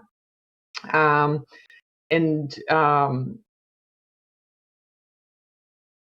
not sure if there's input from staff at this point in time, or if there's other information that you are interested in. Well, I guess what I could say is it's one thing for us to say, okay, what's happening right now? Right now, we know that we're getting general inquiries and people who are looking for warehouses. But quite frankly, I'm not interested in spending $71 million of town money and then everybody else's money as well to build infrastructure that supports a bunch of warehouses. Warehousing jobs, as you yourself have said, have low levels of employment, high automation, and aren't providing the quality of jobs that match the quality of the workforce that we currently have here, especially within cycling distance of these lands. So I guess that's what I'm trying to wrap my head around, is not what's happening now, but what is our aspiration and how do we plan to match that aspiration so that we actually deliver the jobs and the quality jobs that we want, rather than simply responding to, oh, well, Canada Post and Amazon and Walmart want to have a distribution center so they can service the bedroom community here through online deliveries. Through you, Madam Mayor. So then in terms of the two different options, Prestige Employment accounts for 63 out of 116 hectares in option 1 and 57 hectares in option 2, and the amount of general employment land that's being shown is about 23 hectares in option 1 and 31 hectares in option 2. So we've got roughly twice as much prestige employment land as general employment land that's being shown within the two land use options that are currently before you. So the intent is, at this point in time, subject obviously to council feedback, is to be placing greater emphasis on the prestige employment lands within the area, recognizing that there will be some demand for general employment uses as well. Madam Mayor? Yes. General Manager Ramono has a comment. And I apologize, he should have probably been afforded opening remarks prior to the presentation. Go ahead. I do apologize also. Go ahead, please.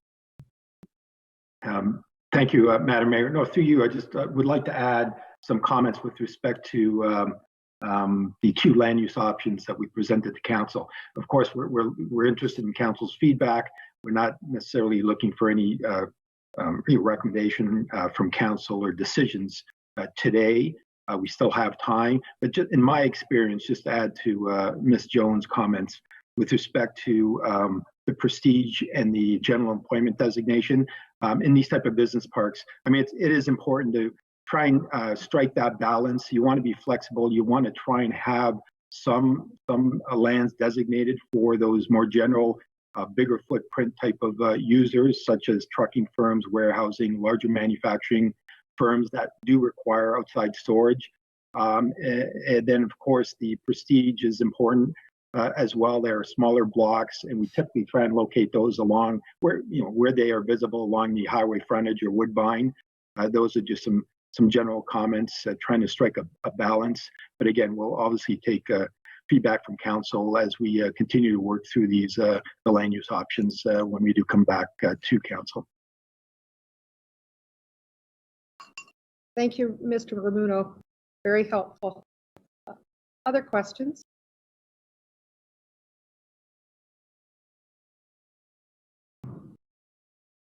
Madam Mayor, Councilor Rudy Clemente has a further question or comment. Go ahead, please. Thank you.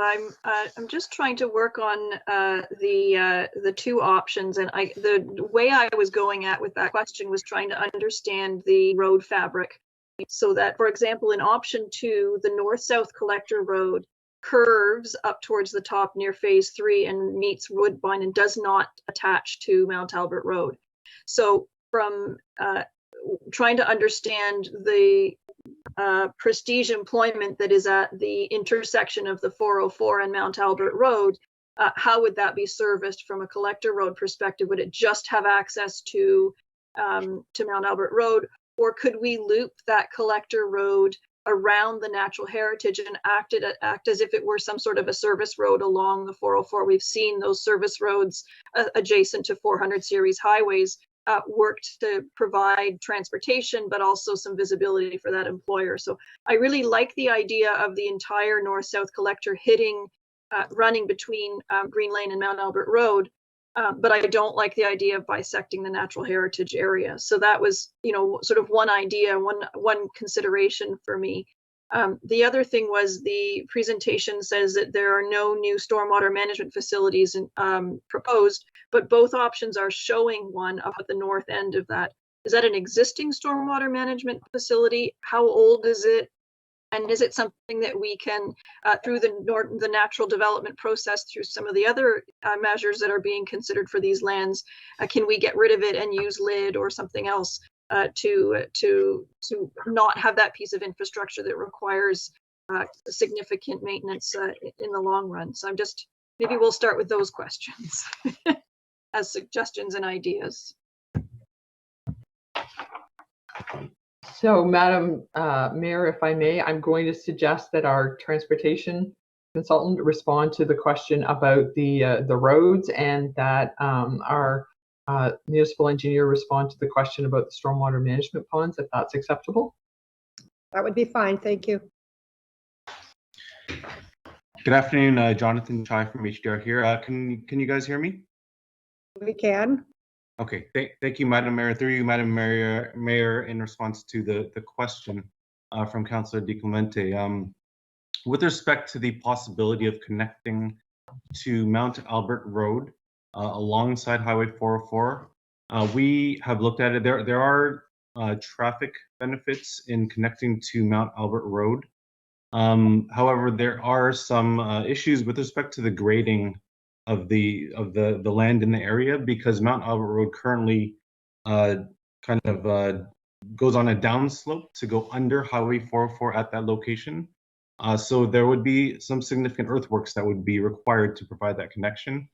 In looking at this further, I think one of the things that we're strongly considering is recommending an active transportation connection to provide a direct connection for the community, for people who are on Mount Albert Road to access the employment area from Mount Albert Road more directly. However, a potential road, as you mentioned, could potentially bisect the environmental area.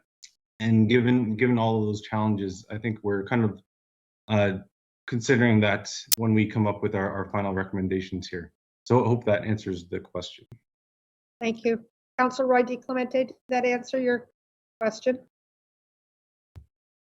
It does. I'm familiar with the grades in that area, given that it's pretty close to where I live. But my concern was not so much bisecting the natural heritage area, but simply taking that collector road and having it, instead of swing to the east, have it swing to the west and head north.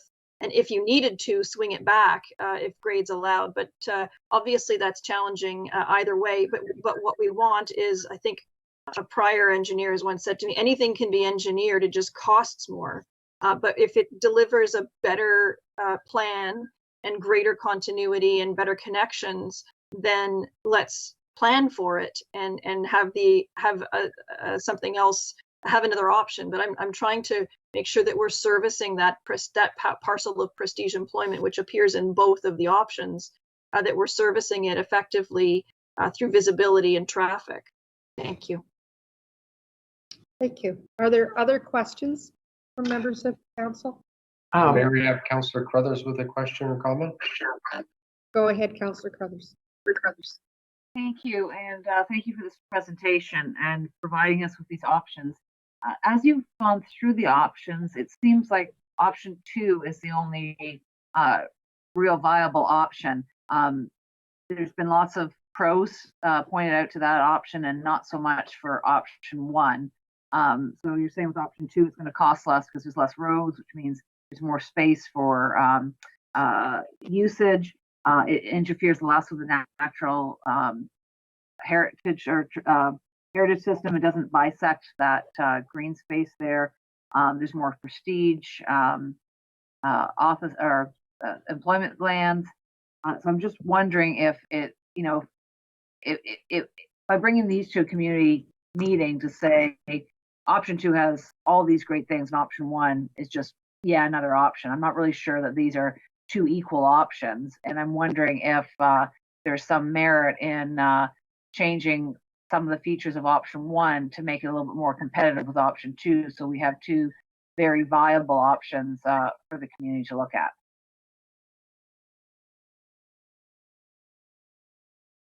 Through you, Madam Mayor,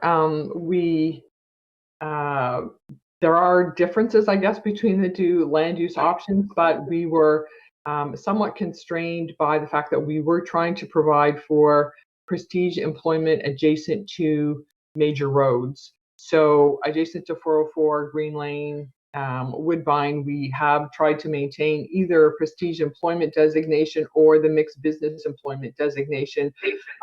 And given the shape of the land that we're dealing with, that then constrains, I guess, the general employment areas.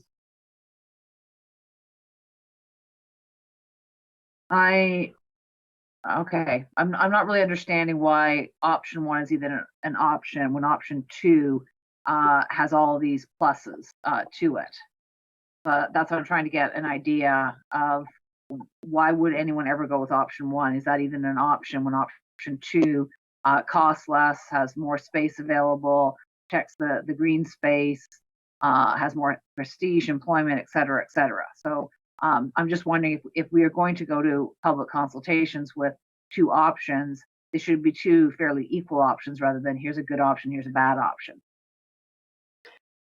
I don't think the intent was to take a good option and a bad option to council. No. Yeah.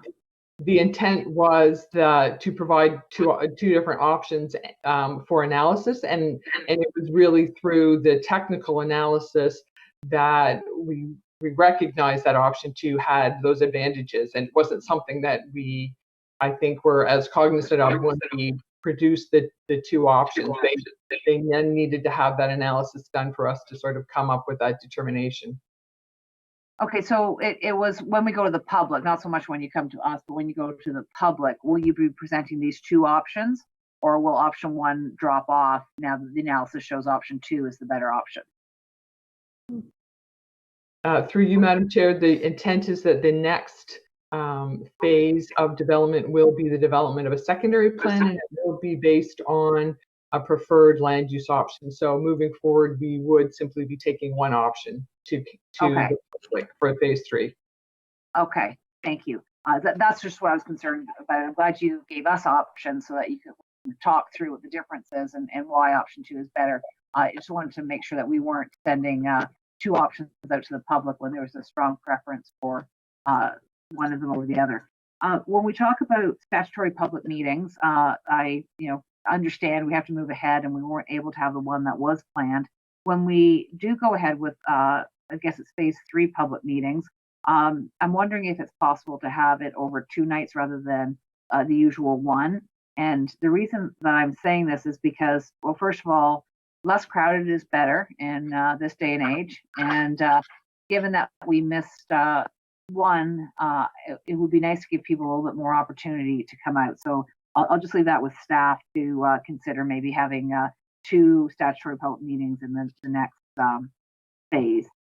And one last question. I noticed on the natural heritage system map, there is areas for butternut habitat. Can you explain to me why that is something that's significant that shows up on those maps? If I may, I'll let Katarina Richter answer that question. Thank you.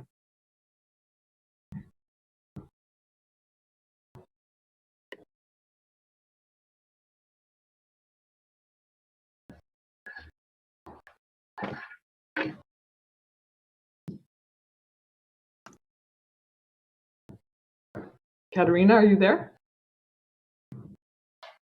I'm sorry. Yes, hi. Through you, Madam Mayor.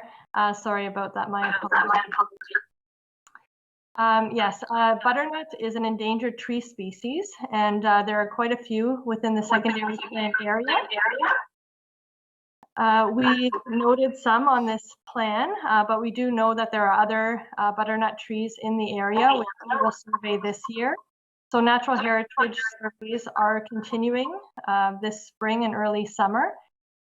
And the butternut did a natural heritage assessment on some of the trees to give sort of an overview of what can be found. They are not hybrid, so they are protected by the Endangered Species Act. And if they're a category of archivable or retainable trees, and then they are generally protected with a 25-meter buffer, sometimes 50 meters, but in this case, because they're adjacent to tilled agricultural land, it's going to be a 25-meter buffer. So we've identified them here. If a developer wants to remove them, they have to go through a permitting process or follow the regulations in the Endangered Species Act.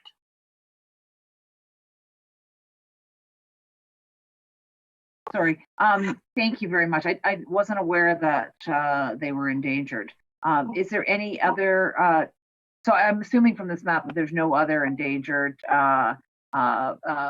trees that are within the secondary plan. It's just the butternut? It's mostly the butternut. There is black ash that was noted in the southeast corner, but that's a species of special concern, so it's treated as significant wildlife habitat. Okay. Now you said it's 25 meters when it's adjacent to tilled agricultural, but it's going to be bigger when we start putting in our secondary plan, and it's not going to be next to tilled agriculture anymore. It's going to have a 50-meter barrier around it when the rest is employment land, correct? No, the tree is protected with a 25-meter habitat around it. If it was within a woodland or adjacent to a cultural meadow even, then you would have to protect 50 meters adjacent to the tree.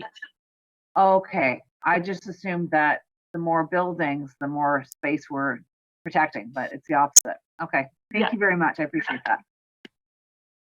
Thank you. Madam Mayor, I believe General Manager Ramuno has further comments. Thank you. Thank you, Madam Mayor. So, I just wanted to mention, I'm not sure if it was mentioned previously, that as part of this process, our consultants have been working with technical advisory group as well, meeting with the regional staff, like Simcoe Conservation Authority staff. But we've also had a number of meetings with the landowners within the study area, and those meetings have been well attended. So they've been participating and provided feedback, and we've used some of their comments to inform the preparation of these two options. So good news is the landowners group within the area are involved, and they've been attending our past meeting. Thank you. That is good news.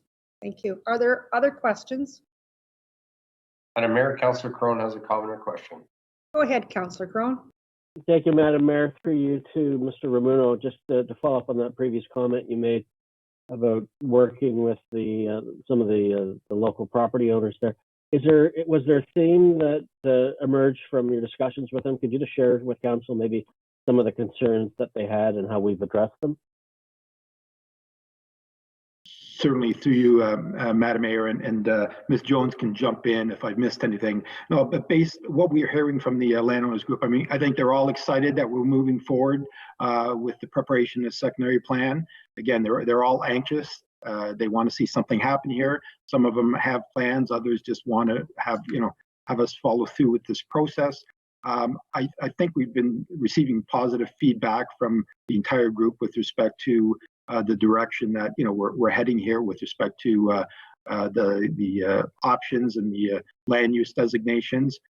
Again, subject to if Ms. Jones wants to jump in, as employment area or a business park, relatively straightforward. It's complicated with respect to coming up with the preferred option. You've got to deal with the lay of the land, environmental features. But from a land use perspective, pretty straightforward. You have the two main land use designation, the general or the prestige. And in this case, we're also proposing the the mixed employment use to provide for the smaller uses to serve the employment area. So from that point of view, I think we've received positive feedback from generally from the landowners within the study area.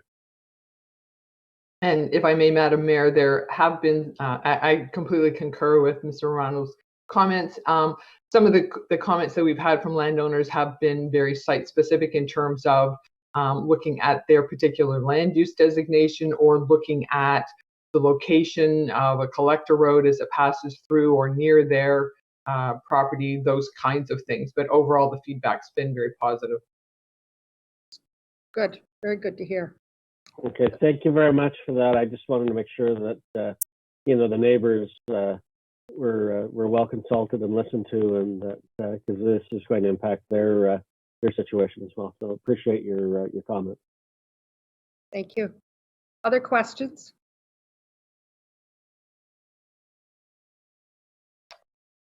Madam Mayor, I'm not seeing any further questions or comments. Thank you. Then I would ask for the vote at this time, please. Thank you, Madam Mayor. Councillor Road, how do you vote? Yes. Councillor Crothers, how do you vote? Yes. Councillor Cron, how do you vote? Yes. Councillor Foster, how do you vote? Yes. Mayor Hackson, how do you vote? Yes. Councillor Morton, how do you vote? Yes. And Councillor Persicini, how do you vote? Yes. That motion is carried, Madam Mayor. You may proceed. Thank you. Thank you very much, Ms. Jones and your team for the presentation. We're very excited about this. I'm sure you can tell, and this will be on our radar for quite some time as we start to move forward with it. Thank you very much. Appreciate you being here and presenting to us remotely. Thank you. Thank you. Okay, our next item is I.2, Development Services Memo Updates to the Provincial Policy Statement. Could I have a mover and a seconder for the recommendation on the agenda, please? I'll move it.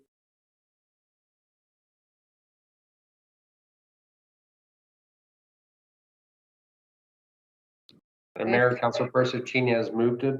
Need a Yes. second there? Second. Seconded by Councillor Di Clemente. Thank you very much. At this time, I'll call on General Manager Ramuno to provide a brief overview, please. Certainly, thank you, Madam Mayor.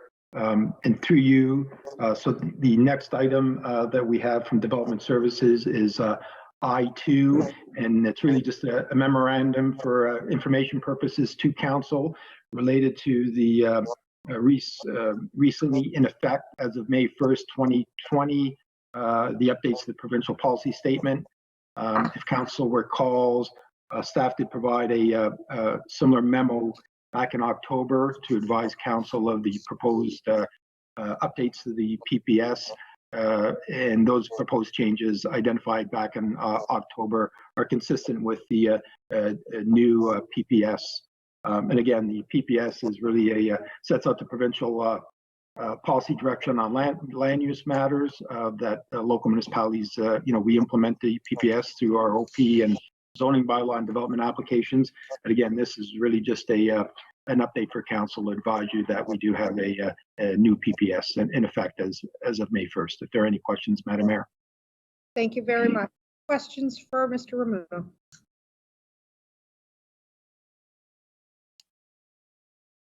Madam Mayor, I'm not seeing any questions or comments. Thank you very much. We will call the vote then, please. Thank you. Councillor Persicini, how do you vote? Yes. Councillor Di Clemente, how do you vote? Yes. Councillor Crothers, how do you vote? Yes. Councillor Cronin, how do you vote? Yes. Councillor Foster, how do you vote? Yes. Mayor Hackson, how do you vote? Yes. Councillor Morton, how do you vote? Yes. Motion carried. Please proceed, Madam Mayor. Thank you. I'm looking at the clock. It is 3:47 and we've been sitting for quite some time, and I'm going to suggest that we take a 15-minute break and come back to I3, the Development Services. at this point. I was trying to see if we could get through one area, but I don't think that we can. So with that, we will take a 15-minute break and be back just shortly before 4 o'clock. Thank you very much.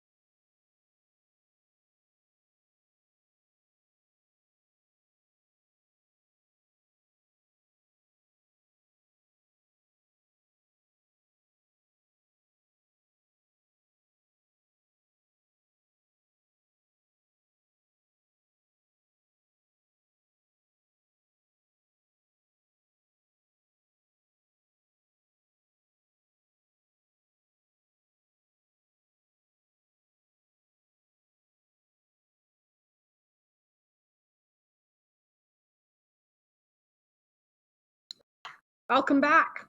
I think we have everybody back on.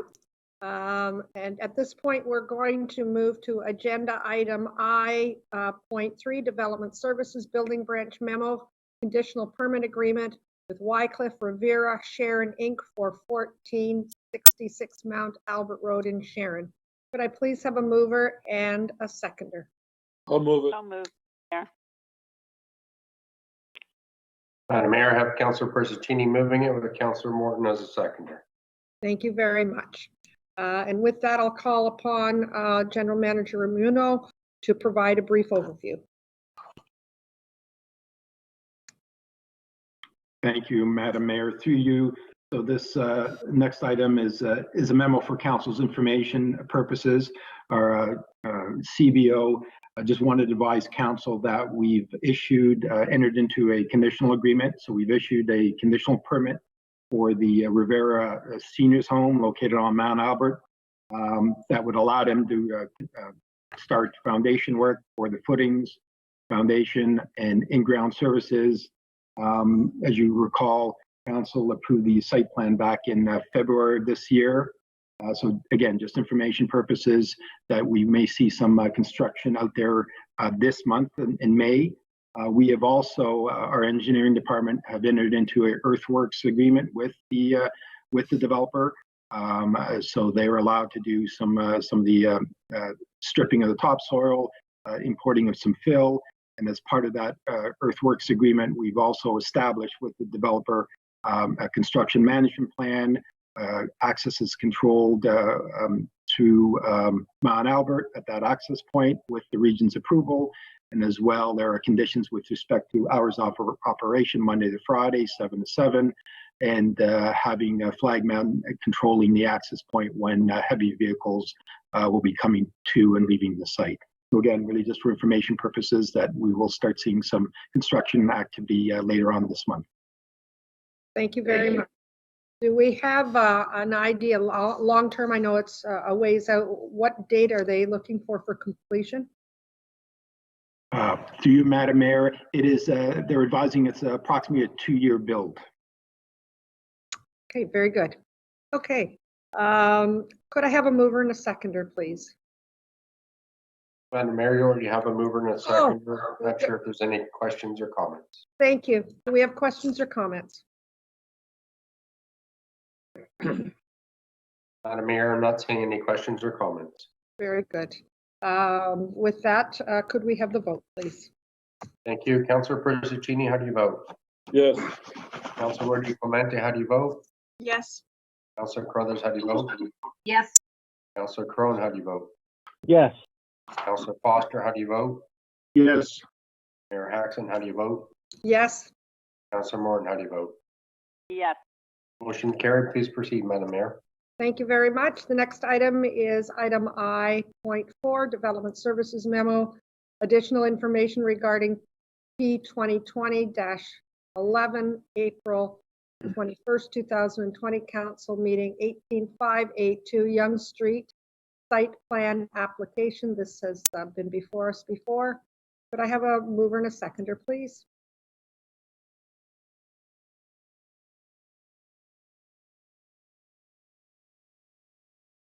Madam Mayor, Councillor Crone is moving it. Thank you. Do we have a seconder? I'll second. Seconded by Councillor Morton. Thank you very much. At this time, could I call on General Manager Muruno to provide a brief overview, please? Certainly. Again, thank you. And through you, Madam Mayor. So item 4 of this memo is related to the item I5, which is a report on the site plan application for the gas bar, restaurant, and drive-through facility on Yonge Street. That was before council back in April. At that meeting, council asked some questions and some clarification with respect to the site layout, how it was going to operate with respect to number of parking spaces, on-site circulation, and more critically, the access points from Yonge Street. So I wanted to provide additional information in the memo. And I can just touch on some of the highlights.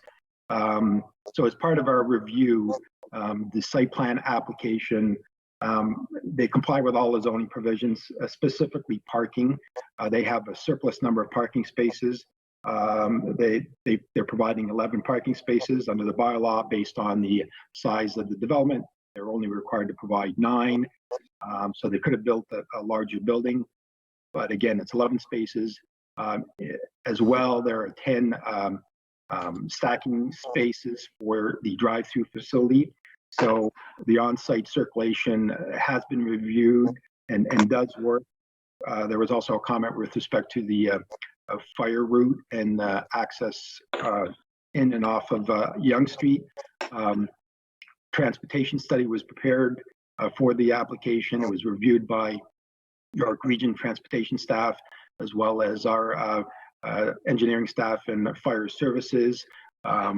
They have all accepted the traffic study and the site plan. There are no concerns with respect to the fire route. That works. It's appropriate. York Region is only requiring right-in and right-out movements. So there's a northerly right-in entrance into the site, and the southerly right-out only exit from the site. They've been looked at. They've been designed to prohibit left-hand turn movements with the proper design and the signage.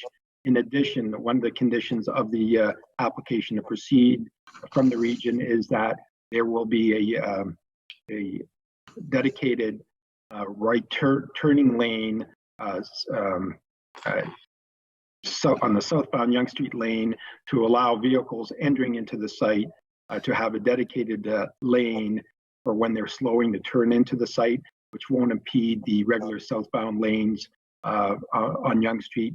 So again, just to conclude, York Region Transportation town staff found the traffic study acceptable. They've also looked at sort of long-term growth in the area and the future traffic volumes, and have indicated that even a few years from now, with increased traffic, this development will have a very acceptable level of service into the site and out of the site. And so that's why staff in our site plan report, we're recommending approval of the site plan application, because we think it's an appropriate design site, as well as it's a proper and orderly development of this parcel of land. In addition, we spent some considerable amount of time with respect to the urban design or architectural treatment of the building. So it will be a higher level of material and design for a gas bar and a restaurant of this type in this location. If there are any questions, Madam Mayor. Thank you very much. Are there any questions or comments regarding the memo? Madam Mayor, I have a question or comment by Councillor Clerks. Go ahead, please. Thank you. Thanks for coming back and answering the questions that were posed. There's certainly a need for this in the community, for sure. There's also lots of great parts about this application, the extra parking, the dedicated turn lane, et cetera, et cetera. There's lots of great things about this. I still have concerns, though. I don't think the site is big enough based on the need. So my primary concern comes from people coming up from Holland Landing, coming up past the New Market Inn. If you can picture it, they make a left at that light. I don't know if we can put up the layout, but I worry about them trying to make a left to the light and then immediately move over 3 lanes to get into the queue to get in. And I think we're gonna, just go back. It was the bigger, a little bit farther, the map. One more. Okay, here. So you can see at the top where the intersection is. People are coming up out of Holland Landing. Sorry, I'm pointing. You can't see where I'm pointing. But you can see the intersection there, and people are going to be coming up out of there and turning left and then having to move over. Currently, there's 2 lanes, have to move over 1 further to get into that exit ramp. And I think that's going to cause problems long term. So I still have my reservations about this, but I'm not going to stand in the way of it. I just want to make sure it's noted that I believe that there is going to be traffic concerns there, and it worries me that putting up a barrier down the road when we realize that, yes, there is traffic concerns there, is not possible because of the other across the business across the street. That's my comment. My one question is about the dedicated lane. Who bears the cost for that dedicated lane? To you, Madam Mayor, that's at the expense of the applicant, the developer of the site. Okay, thank you very much. Thank you. Are there other questions or comments? Madam Mayor, I'm not seeing any further questions or comments. Thank you. Then we will call the vote on this, please. Thank you. Councillor Crone, how do you vote? Yes. Councillor Foster, how do you vote? Yes. Mayor Hackson, how do you vote? Yes. Councillor Morton, how do you vote? Yes. Councillor Procaccini, how do you vote? Yes. Councillor Clemente, how do you vote? Councillor Clemente, how do you vote? Councillor Crothers, how do you vote? Yes. Motion's carried, Madam Mayor. Please proceed.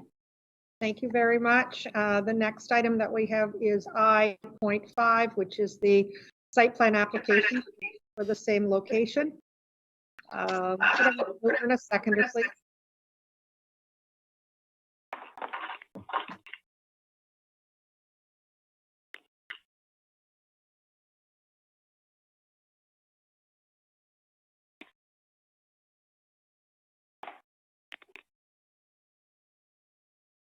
Do we have a mover and seconder?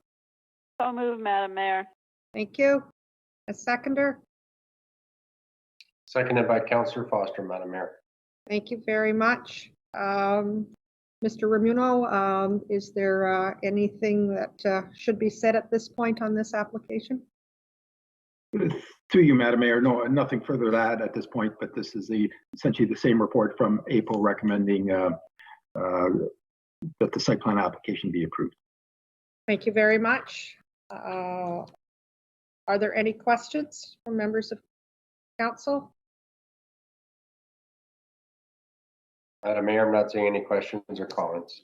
Thank you. Then we will move to the vote on this, please. Councillor Morton, how do you vote? Yes.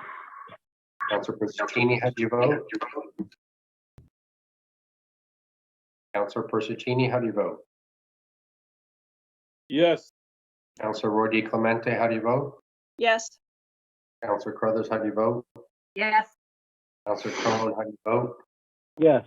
Councillor Foster, how do you vote? Yes. Mayor Hackson, how do you vote? Yes.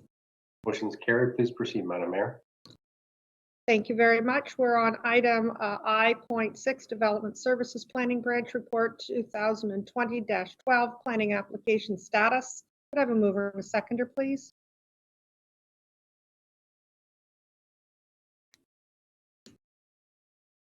Madam Mayor, it's moved by Councillor Foster.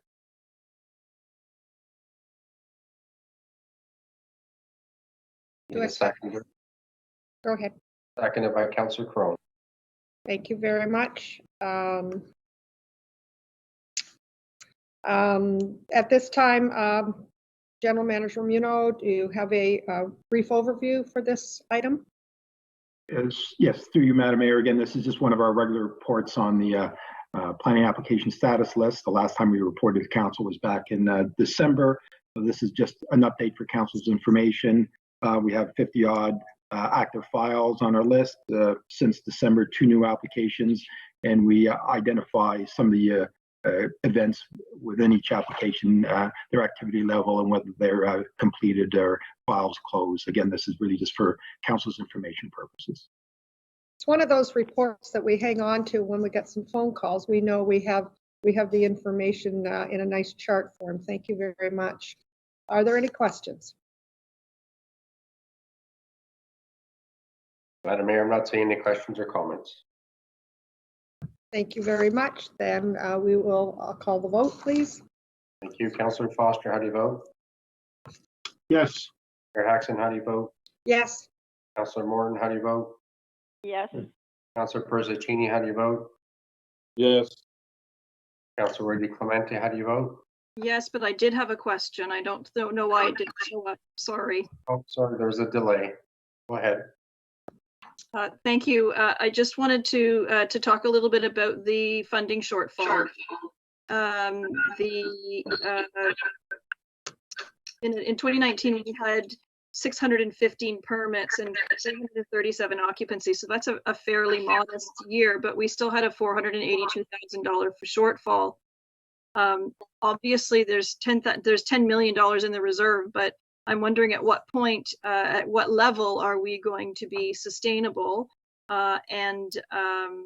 Obviously, there are going to be years that this shortfall will be even greater if building is reduced further. So I just want to make sure that we're being mindful. Obviously, right now it's fine because there's 10 million in the reserve, but at some point there won't be 10 million and we're not going to be sustainable. So I just wanted to draw attention to that.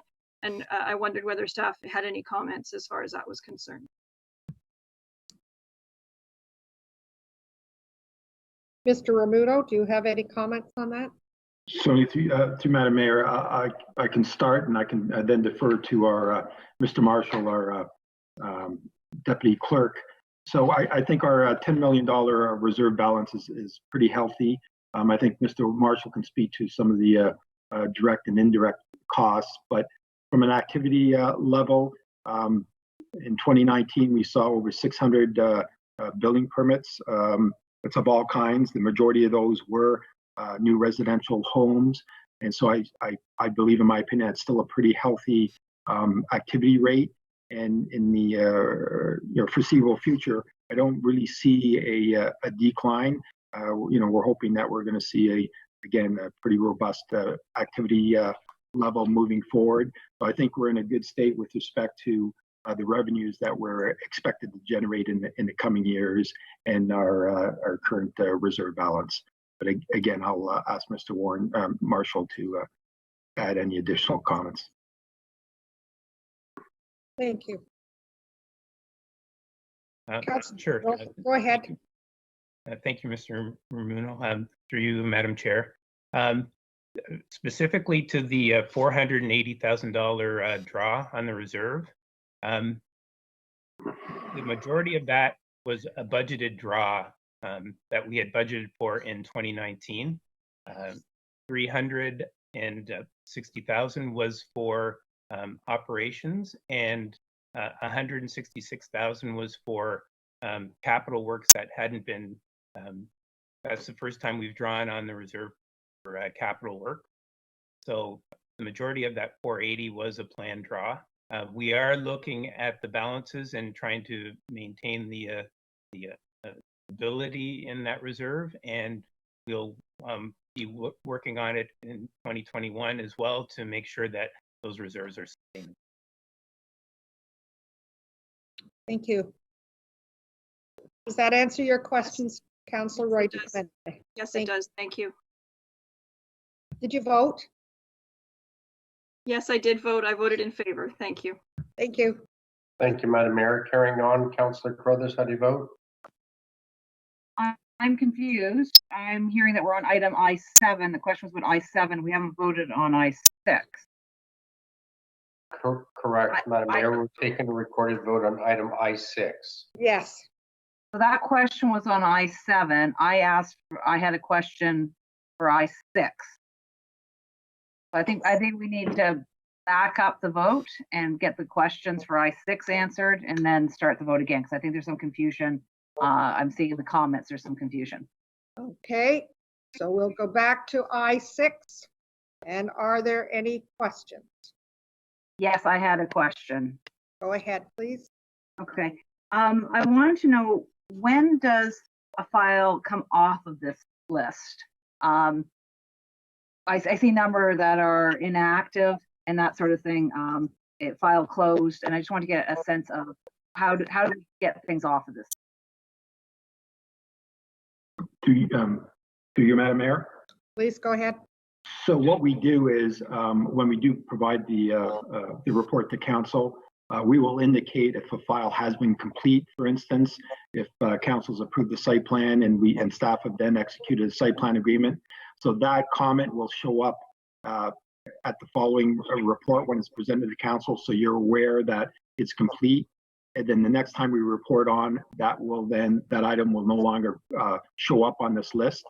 For other applications that may be inactive, we obviously keep those on, indicate that it's inactive, provide a reason for that, but we also, our planners also, work with the applicants to ensure that an application is still moving forward, and we look for their for direction from them with respect to the status of an application.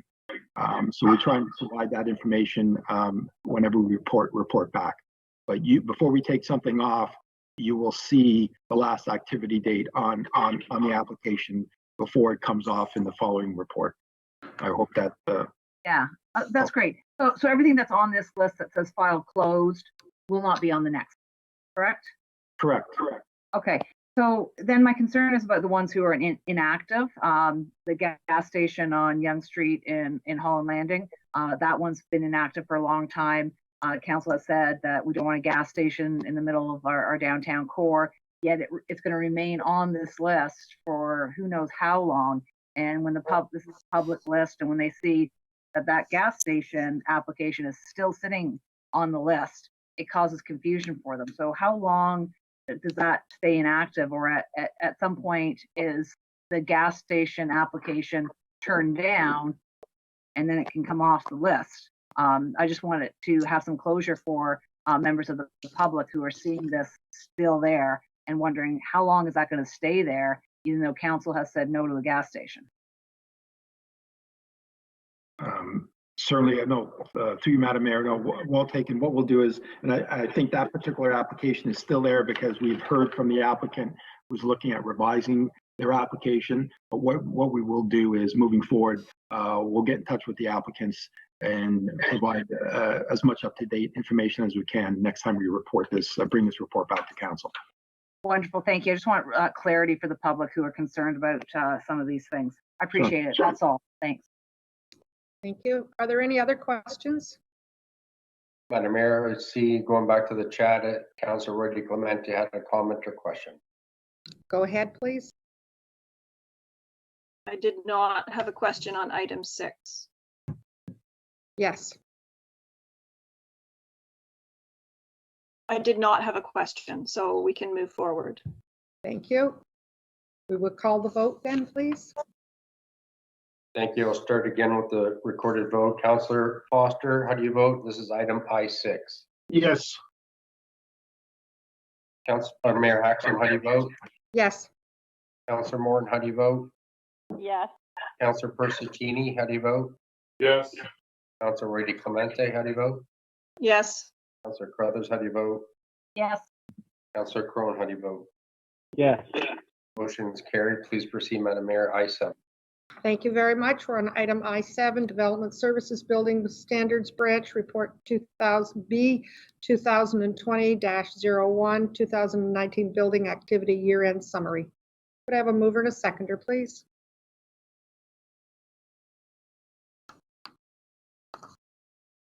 Madam Mayor, it's moved by Councillor Crone, seconded by Councillor Roy Clemente. Thank you very much. At this time, Mr. Romuno, you have a brief overview. I think we started that before. Go ahead. Through you, Madam Mayor. So this is again the year-end 2019 building activity report that under the building code we're required to provide this information to council and the public. And it really just outlines revenues that have been collected, fees collected for the year 2019. Also identifies in that appendix the direct and indirect costs associated with delivering the building services, and then also identifies the amount in our at year end in our building reserves. And the report also identifies general activity rates within the building branch. Thank you. Do members have any questions or comments at this time?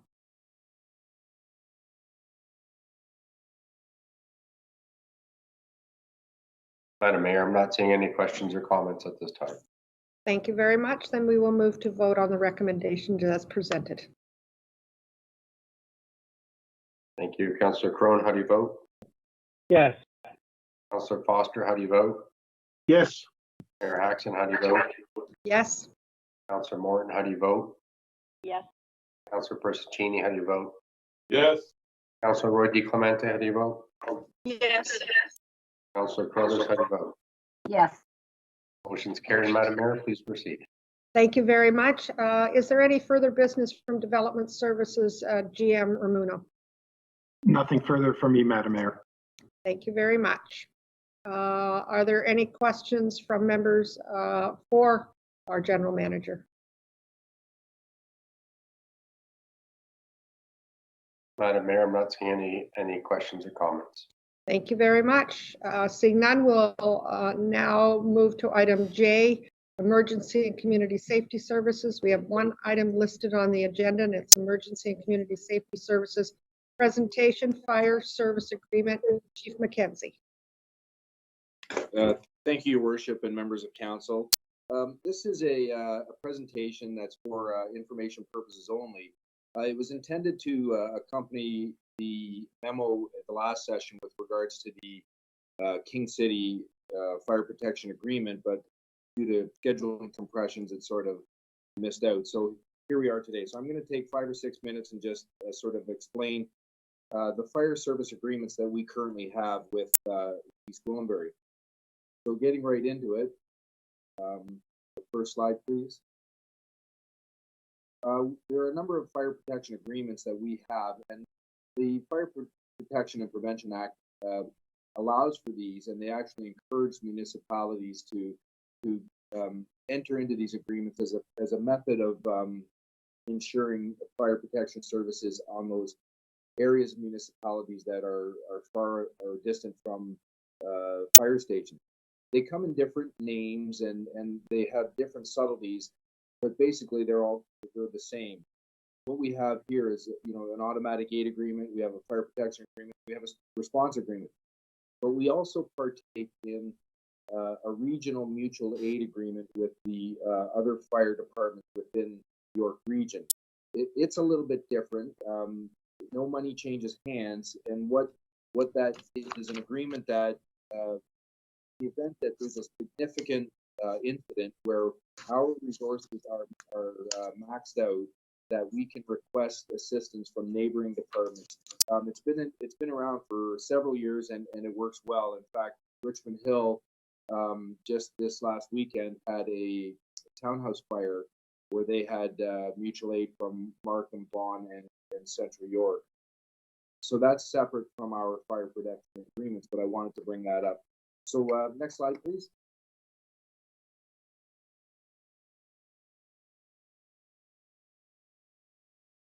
We have agreements with Georgina, King Township, Witchard, Stouffville, and Uxbridge. And I'll just go right into the first one. Georgina provides us protection along the southbound 404 lane from the Woodbine access right down to the Ravenshoe Road. Just the southbound lanes only. And the reason being, when you look at the access, it's hard for us to get up there to come down on that highway. So Georgina covers that off for us. That came into effect January of 2017. And you can see there's the numbers. In 2018, there was 10 incidents, and last year there were 5. And I don't have the to-date numbers for this year.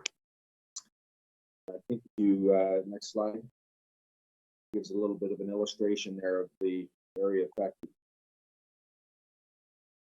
Like I said, last council session, we amended the fire protection agreement with King. Next slide. This was this particular agreement was penned in 2012, and you can see the numbers there representing that. The King Fire Protection, it's based on a retainer fee and a per call fee as well. Same with, I apologize, the same with the Georgina model. So every year there's a retainer set and per call fees. And the next slide will illustrate the King Fire Protection Agreement for that northeast portion of King Township that parallels EG's grounds. The next one is Witchard Stouffville Automatic Aid Agreement. This one's a little bit different in that no no money changes hands on this, and it's an automatic gate agreement along the Davis Drive corridor where we're on the north, we're the properties to the north of Davis Drive and they're in the south. What happens if on any calls along that corridor, automatically both departments get dispatched to the incident and just they manage the deal or manage the incident, and that's where it ends there. So you can see again, there's not a huge number of incidents, but it's well worth it. The next picture will show you just a brief little snapshot of that area. And the last one is the Uxbridge Fire Protection Agreement. This one was renewed in 17, but I understand it's been around for a while. Again, we go into Uxbridge and provide fire protection services. Again, with a retainer fee and a per call remuneration. You can see some of the stats there. So the last slide just shows you the portion of Uxbridge where we transition to. So it's a good news story for everybody, and it provides that fire protection service that we like to see, a little quicker response. One last caveat that I want to say though, anytime that we EG units are dispatched into these other municipalities, at no time do we leave the town of East Gwillimbury exposed. We have contingencies, or operationally we manage it so that there is still resources in town to look after any incidents that happen here. So that's the end of the presentation. I'm happy to take any questions. Thank you very much. Could I have a mover and a seconder, please?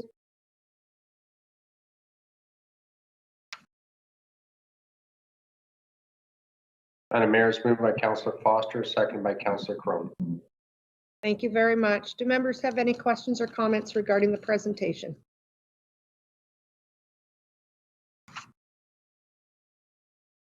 Madam Mayor, I'm not seeing any questions or comments. Thank you very much. Then we will call the vote, please. Thank you. Councillor Foster, how do you vote? Yes. Mayor Hackson, how do you vote? Yes. Councillor Morton, how do you vote? Yes. Councillor Persicini, how do you vote? Councillor Persicini, how do you vote? Yes. Councillor Rudy Clemente, how do you vote? Yes. Councillor Crothers, how do you vote? Yes. Councillor Crone, how do you vote? Yes. Motion's carried, Madam Mayor. Please proceed. Thank you very much. Chief, are there any other business for committee at this time? With respect, no. Thank you very much, and thank you for your presentation. Madam Mayor, is it possible for me to just mention something I was brought forward for today? Certainly. This is through you, Madam Mayor, to the Chief. I was asked if there was a consideration about putting up signs in front of the fire station in Mount Albert, because the cars, when the trains go through, they are parking in front of the station. And if they should get calls, the trucks are not going to be able to get out, nor are the other ones that are in there as well. So I'm wondering if there's a possibility that we could have signs up that says "Do not block the driveway." Through you, Madam Mayor, to Councillor, absolutely, we can look into that and resolve that. It's just a bad location, and I would hate to see anything Agreed. happen with trucks can't get out safely, and the other cars are making everything back up. So. Agreed. Thank you, Councillor Morton. You're welcome. We are now under item K, Community Infrastructure and Environmental Services. We do have two items listed on the agenda. The first one is Community Infrastructure and Environmental Services Memo, 2019 Annual Fill Program Site Alteration Update. Could I have a mover and a seconder, please? So moved, Madam Mayor. Thank you.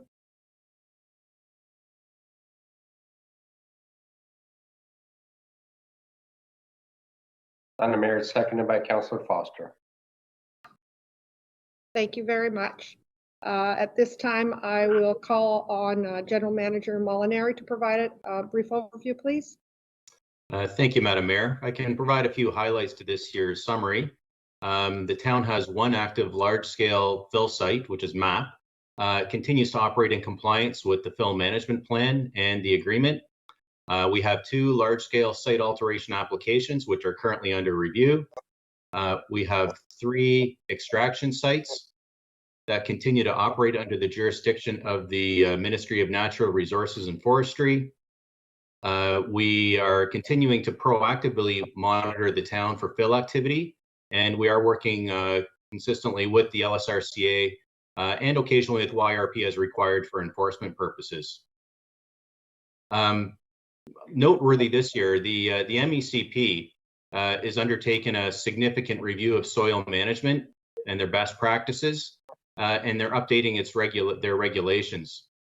So staff are proposing as a result to update the town's site alteration bylaw in 2020. Given COVID-19, that may be a little later in the year than earlier, but needless to say, we've already done some work along those lines, and we have a draft that we can bring forward for council's consideration.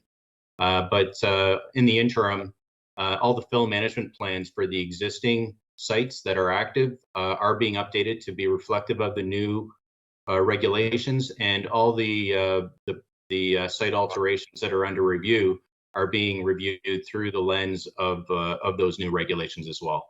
And happy to answer any questions, Madam Mayor. Thank you very much. Do members have any questions or comments regarding the memo? Mr. Molinari?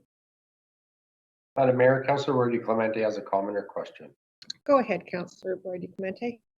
Thank you, Madam Mayor.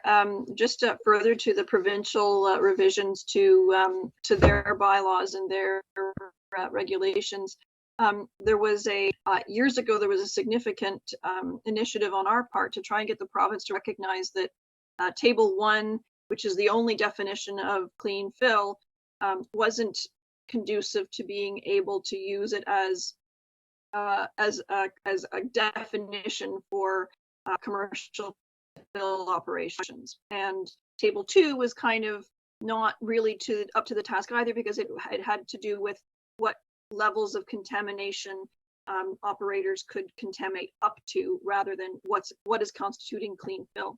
In these changes, has the province addressed that issue for us, or are they simply just taking the idea that excess soil is no longer to be considered a waste material? Through you, Madam Mayor, there's a fair number of changes that are happening as a result of this, and the biggest change is like you mentioned, they're looking to be able to use soil as more of a resource and not a waste. So they're looking to find ways to be able to use it more holistically, but use it safely. And you know, the reality is, even soil that doesn't necessarily meet the standards, if there's, for instance, if there's too much, if there's some salt in those materials, oftentimes you can place that below the surface, a minimum of 3 feet or a meter, and it's acceptable in those conditions. So looking at ways to be able to use soil in a safe manner is, and using best management practices from lessons learned, is all those items are being incorporated into the new regulations.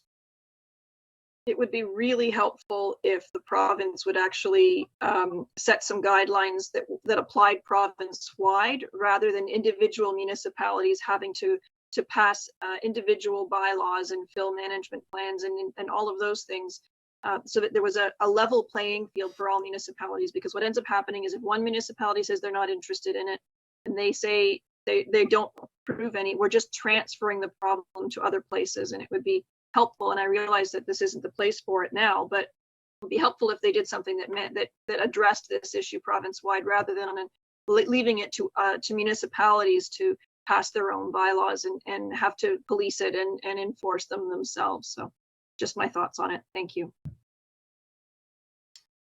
Yeah, through you, Madam Mayor, this is an evolving topic, and every year we go to a Phil symposium where many comments like that are being raised. And I think the MOE has made some pretty good strides to get to this point. And I think those are probably items that that will become apparent in the future and be part of some future regulations going forward. Good to hear. Thank you, Mr. Molinari. Look forward to that. Are there any other questions? Madam Mayor, Councillor Foster has a question or comment. Go ahead, Councillor Foster. Thank you, Madam Mayor. Just a quick comment. I believe number 6 on that report has changed ownership. I just thought that it might well be mentioned to make sure that the proper information is out there for council. It could be a fact that the license may still be in the name of the previous owner. I'm not sure. Through Madam Mayor, we will look into that. Thank you very much. Are there any other questions, comments? Madam Mayor, I'm not seeing no further questions or comments. Thank you. Then we will call the vote, please.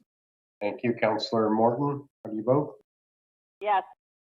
Councillor Procaccini, how do you vote? Yes. Councillor Di Clemente, how do you vote? Yes. Councillor Crothers, how do you vote? Yes. Councillor Crone, how do you vote? Yes. Councillor Foster, how do you vote? Yes. Mayor Hackson, how do you vote? Yes. Motion's carried. Please proceed. Thank you. The next item is K2, Community Infrastructure and Environmental Services Report, CIES 2020-007, timing for Blue Box transition to full producer responsibility. Could I have a mover and a seconder, please? I'll move it. Thank you.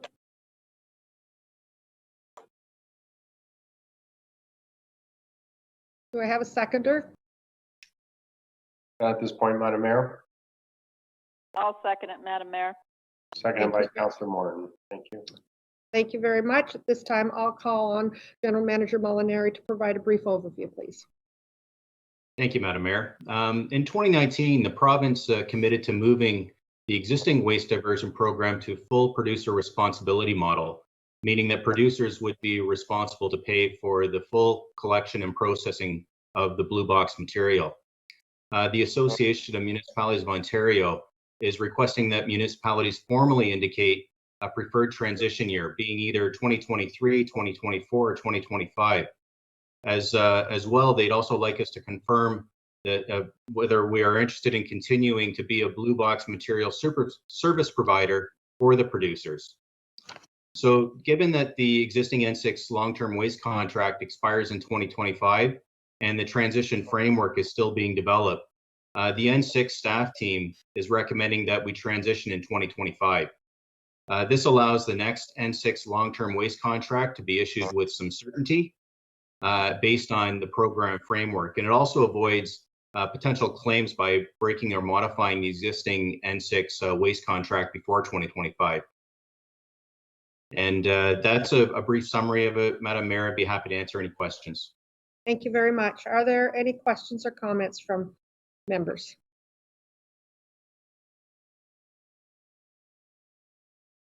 Madam Mayor, I'm not seeing any questions or comments. Thank you very much. Then we will call the vote on this item.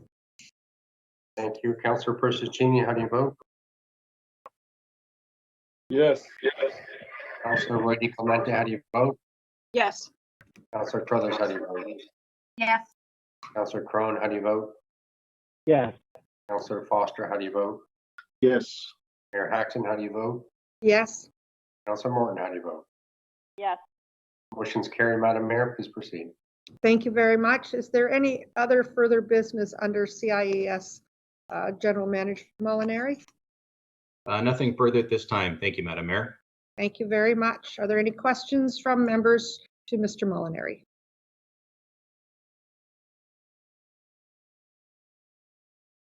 Madam Mayor, I'm not seeing any questions. Thank you very much. We will move along to item L, and that's Community Parks, Recreation, Culture. We have no items listed on the agenda. Is there any business under CPRC General Manager Camerizian? Thank you, through you, Madam Mayor. Just a brief construction update for our large-scale capital projects. Construction at the Ops Center and our two large park reconstruction projects at Mount Albert and Queensville Community Parks were stopped due to COVID-19 in early April. I'm pleased to report that the contractors for the Operations Center and the two large park reconstruction projects have resumed construction effective yesterday, Monday, May 4th.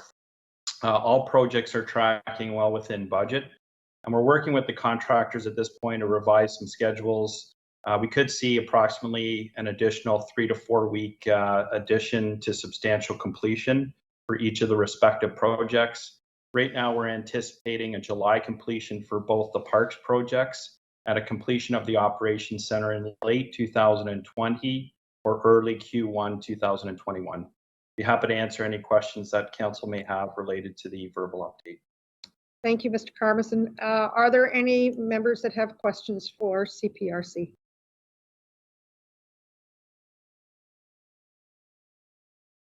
Madam Mayor, I'm not seeing any questions or comments. Thank you very much. Then we will move along to item M, and that's corporate services. We have no items listed on the agenda for that. Is there any business under corporate services, GM Velfic? Nothing, thank you, Madam Mayor. Thank you very much. Are there any questions from members under corporate services?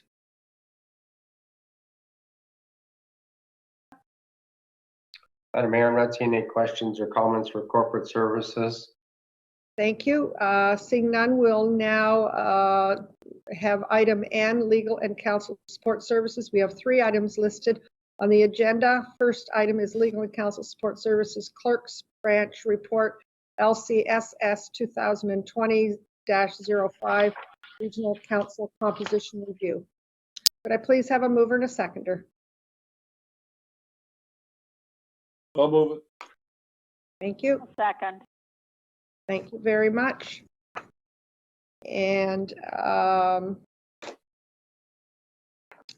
at this time, I would call on General Manager Horner to provide a brief overview, please. Thank you, Madam Mayor. This report follows out of a move at the region to add a 5th councillor to represent the city of Vaughan. And what the region has to do in order to do that is attain a triple majority consenting to the additional councillors. So that means a majority of the 9 local municipalities need to be in favor. It also means that of the municipalities that are in favor, their total electorate must be a majority of the electorate in the region. And then finally, a majority of council must vote to give Vaughan that extra member. So as part of that process, the region has asked that you consider consenting to a draft bylaw that would effect that additional appointment for Vaughan. And that draft bylaw is attached as Schedule A to this report. Happy to answer any questions, Madam Mayor. Thank you very much. Do members have any questions or comments on the report? I'd like to comment, Madam Mayor. Go ahead, please. Okay. I'm a little concerned about this being brought before us. East Gwillimbury has been trying for years and years, as you well know, to get another person on that on their council. And now we're supposed to be voting with Vaughan, who already have, I believe, 4 councillors plus the mayor. And it's just, I don't understand why they want more when we're growing the way we're growing, and how big we are going to be, and the number of people we're going to have in East Gwillimbury over the next few years. And I can't support voting to have them another member on the regional council. Thank you. Are there any other questions or comments? Madam Mayor, Councillor Roy Clemente has a comment or question. Yes, go ahead, Councillor Roy Clemente. More just a comment than anything else. having read through staff's report as well as the report from the region, I understand the issue, the idea that every member of regional council should have voter parity and voter equity, that there should be representation by population. I understand that. And so, yes, the inequity needs to be addressed. However, I think that adding another politician isn't necessarily the answer. And I'm disappointed that that's the easy way out that the region came up with, is, oh, let's just add another member, instead of really examining what their makeup is, and how they're elected, whether votes get weighted by population percentages and so on. I think they should be a smaller group and not a larger group. So I don't think that adding a politician is really the answer. They should have been more creative. However, that's not the option in front of us. From a perspective of fairness and voter parity, I guess is the best way of putting it. That's the only reason why I can support it. Quite frankly, is that it's not equitable, and I have to hold my nose and do this. But I have to say that I'm disappointed that this was the option that regional council came up with, is just balloon more bureaucracy. Thank you. Thank you. Any other questions? Madam Mayor, you have Councillor Crothers, followed by Councillor Crone. Thank you, Councillor Crothers. Thank you. I echo what Councillor Roy DeClemente has said. I don't think that there is much of a choice for us in this, given that they already have the votes that are needed to get this passed. So voting against it doesn't really solve anything. I do think that the region needs to be thinking about a different way of representation, because to Councillor Morton's point, as a small municipality, we feel underrepresented, and looking at Georgina having 2, and I know Aurora feels underrepresented. But I think that the region really needs to be taking a look at different ways of having voter parity, whether it's a weighted vote, as has already been suggested, or whether there's different ways of going about it. Like Tara said, we have to hold our nose and vote for this, because it doesn't solve the bigger issues that many of us have commented about the region. Thank you. Thank you. And the next, I'm sorry, I didn't get the next person who. Councillor Crone. Thank you. Councillor Crone, please. Thank you, Madam Mayor. No one ever likes the prospect of expanding the government. It seems like not that long ago, the provincial government was looking at finding ways of doing things to York region, and I think at that time the region was prepared to actually slim down the size of the council. So, although if we are going to stick with the current system, then I guess you have to respect the representation by population. I guess my question is for Mr. Horner right now. When it comes with regards to the triple majority that's required, I'm looking at the chart you provided and showing that the majority of towns in York Region, the municipalities in York Region, have already voted. With the exception of Aurora, they had voted in favor of it. So even if we said no to it, it would still pass. That's Is correct. that correct? Yeah, that's Yeah. it's stage 2. That's correct. So at this point, our vote is merely symbolic. That's true, sir. Yeah. Well, okay. I just hope Vaughn remembers how charitable we are. Thank you. That's it for me. Are there any other questions? Not seeing any questions, Madam Mayor. Thank you. Well, as all of council knows, that we have been pleading for many years to have a second person, along with Aurora, as well as King and Stouffville, Whitchurch Stouffville. That was not to happen, that they would grow substantially in numbers. And as a result, even to shift the representation that was there was not an option around the table.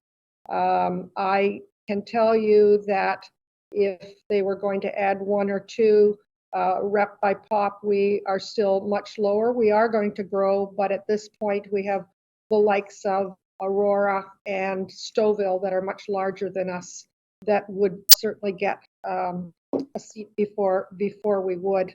I can tell you that Vaughan has supported us regularly. When we need the help, they are there. They are growing much larger than we are very, very quickly. And while there doesn't seem to be the interest or the time taken to reevaluate each municipality, I think for us to vote for Vaughan to have one more, in all fairness, we have one for 30,000 people, and their numbers are certainly skewed much larger. That if we support this, I'm confident that they will be supporting us when we need somebody from the other side of the table. I don't know if there's any comments. If not, Madam Mayor, I'd just like to add that this is a provincial requirement that this review that they just conducted happen every second election. So this is for next time it'll happen will be in 2026 election year. So our parity numbers at that point will be probably higher given our growth. So we may be looking at additional members at that time. that's correct. That's correct. I'll move it. Thank you. I think I have a mover and a seconder. Is that correct, Mr. Lamanna? Madam Mayor, you have Councillor Persicini as your mover, and just want a confirmation that the mover is consenting or not consenting to the extra. Yes, I'm consent. Thank you. The motion is to consent for an additional member to Vaughan. Councillor Persicini, how do you vote? Yes. Councillor Roy Clemente, how do you vote? Yes. Councillor Crothers, how do you vote? Yes. Councillor Crone, how do you vote? Yeah. Councillor Foster, how do you vote? Yes. Mayor Hackson, how do you vote? Yes. And Councillor Morton, how do you vote? No. Motion is carried, Madam Mayor. Please proceed. Thank you very much. We are at item N2, Legal and Counsel Support Services Report LCSS 2020-06, Discharge of Firearms. Could I have a mover and a seconder, please?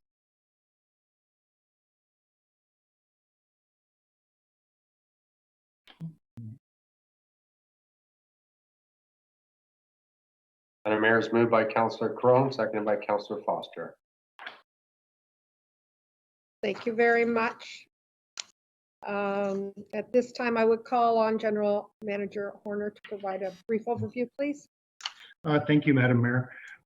This item relates to an item that was before council at the last meeting.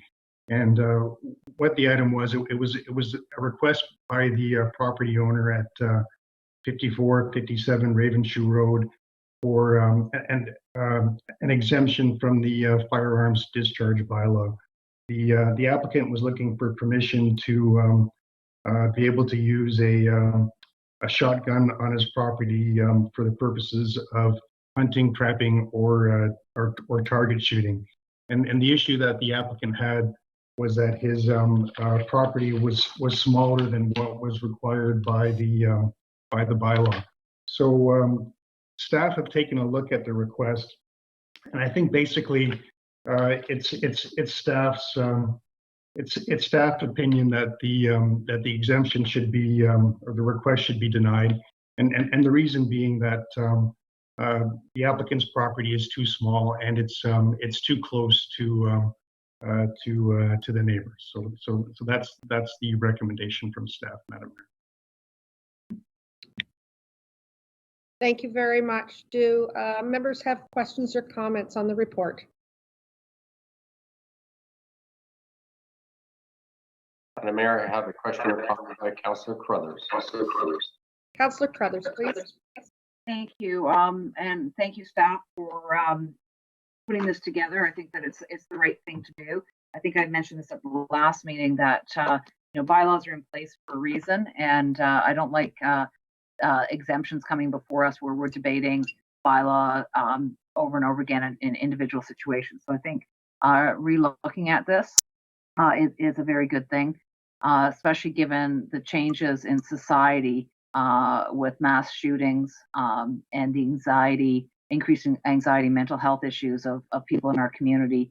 To hear gunshots is very upsetting when your children are playing outside. We want people to go outside. We want them to feel safe outside. So I think that the enjoyment of the outside for our families trumps anyone's desire to go hunting and killing animals. So I would hope that when we look at this bylaw and we revise it, we'll take a really good hard look at the mental well-being of the people who are within earshot of guns going off. Thank you. Thank you very much. Are there any other comments or questions? Madam Mayor, Councillor Crone has a comment or question. Go ahead, Councillor Crone. Thank you, Madam Mayor. Through you too, Mr. Horner. I just want to be crystal clear that as our current bylaws exist, this gentleman did not fit within that framework. Through you, Madam Mayor, that's correct. It's not permitted on his property. Yeah, it's unfortunate. I wish there could have been some accommodation that could have been made. I grew up on a farm. My father had guns.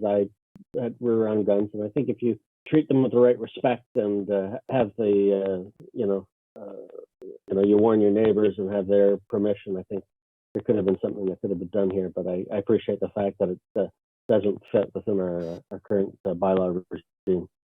Thank you. Are there any other questions or comments? Madam Mayor, I'm not seeing any further questions or comments. Thank you. Could we call the vote then, please? Thank you. Councillor Crone, how do you vote? Yes. Councillor Foster, how do you vote? Yes. Mayor Hackson, how do you vote? Yes. Councillor Morton, how do you vote? Yes. Councillor Persicini, how do you vote?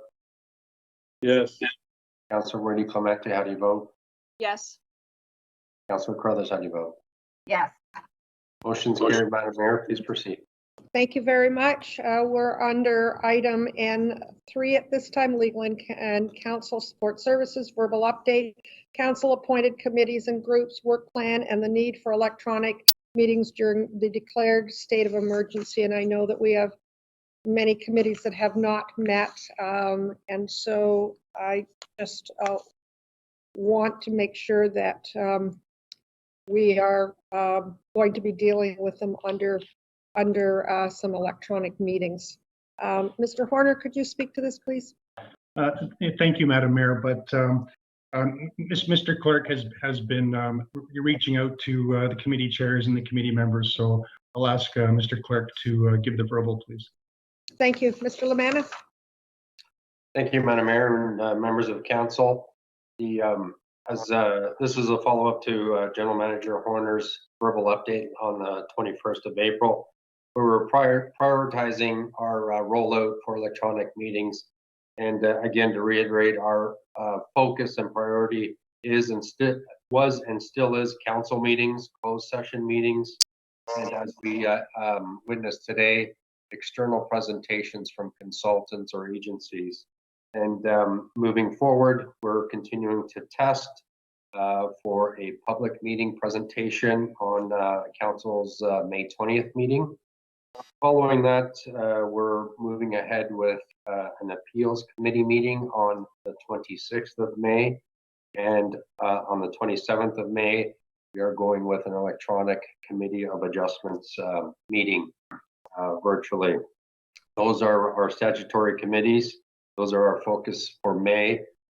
We do know that EDAC and some other advisory committees did meet on different platforms, and we do appreciate that they still have a work priority, work plans that they want to meet. We're asking council's blessing, so to speak, to give us some time. It's more of a staff resourcing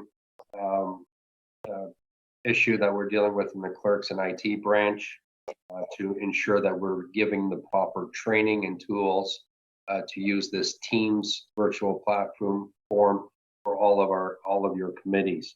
I did reach out to all committees and groups, and thank you to all of them. They responded back to me with a number of questions that I was asking, what your work plan is, what your meetings in May and June look like, what do your members' technological equipment look like.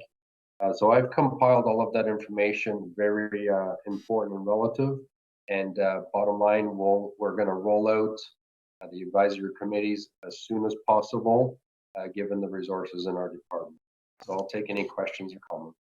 Thank you very much. Could I have a mover and a seconder, please? Madam Mayor, was moved by Councillor Crothers. I'll second it. Seconded by Councillor Percy. And are there any questions or comments, please?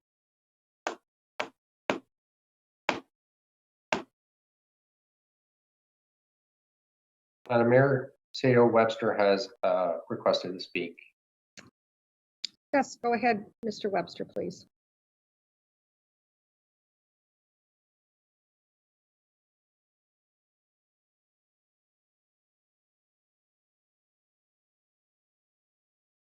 I think your microphone might be muted, Mr. Webster. Madam Mayor, I did not wish to speak to this matter. It was correspondence P3. Thank you. Okay, thank you. Are there any questions or comments from members of council? I'm not seeing any further questions or comments, Madam Mayor. Thank you very much. We'll call for the vote then. Thank you. Thank you. Councillor Crothers, how do you vote? Yes. Councillor Crone, how do you vote? Yes. Councillor Foster, how do you vote? Yes. Mayor Hackson, how do you vote? Yes. Councillor Morton, how do you vote? Yes. Councillor Persicini, how do you vote? Yes. Councillor Rudy Clemente, how do you vote? Yes. Motion's carried, Madam Mayor. Please proceed. Thank you very much. Is there any other business under legal and council support services for Mr. Horner? Nothing, Madam Mayor. I'm just happy to take any questions. Thank you. Are there any questions of Mr. Horner, please? I'm not seeing any questions, Madam Mayor. Thank you very much. We are now under item O, administration, and there are no items listed under administration. However, Mr. Webster, would you like to speak? I have no updates at this time, Madam Mayor. Thank you very much. Are there any questions from members under administration? I'm not seeing any questions, Madam Mayor. Thank you. I'll move it. We're in good shape. We don't need a mover at this point, but I'll hold that one for the next one. All right, sounds good to me. Seeing none, we're now under item P, correspondence for consideration. We have 5 items listed. The first 2 items will be dealt with together, considering the nature of the request. But I have a mover and a seconder for the recommendations as presented on the agenda. Already did so. Thank you. I'll second it, Madam Mayor. Thank you very much.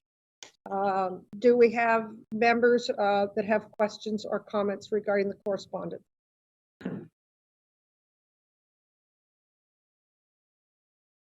Madam Mayor, I'm not seeing any questions or comments on items P1 or P2. Thank you. Then we will call the vote, please. Thank you. Councillor Persicini, how do you vote? Yes. And sorry, just for confirmation, this is consenting to approval of applying for West Nile virus. Yes. Thank you. Councillor Rudy Clemente, how do you vote? Yes. Councillor Crothers, how do you vote? Yes. Councillor Crone, how do you vote? Yes. Councillor Foster, how do you vote? Yes. Mayor Hackson, how do you vote? Yes. And Councillor Morton, how do you vote? Yes. Motion's carried. Please proceed, Madam Mayor.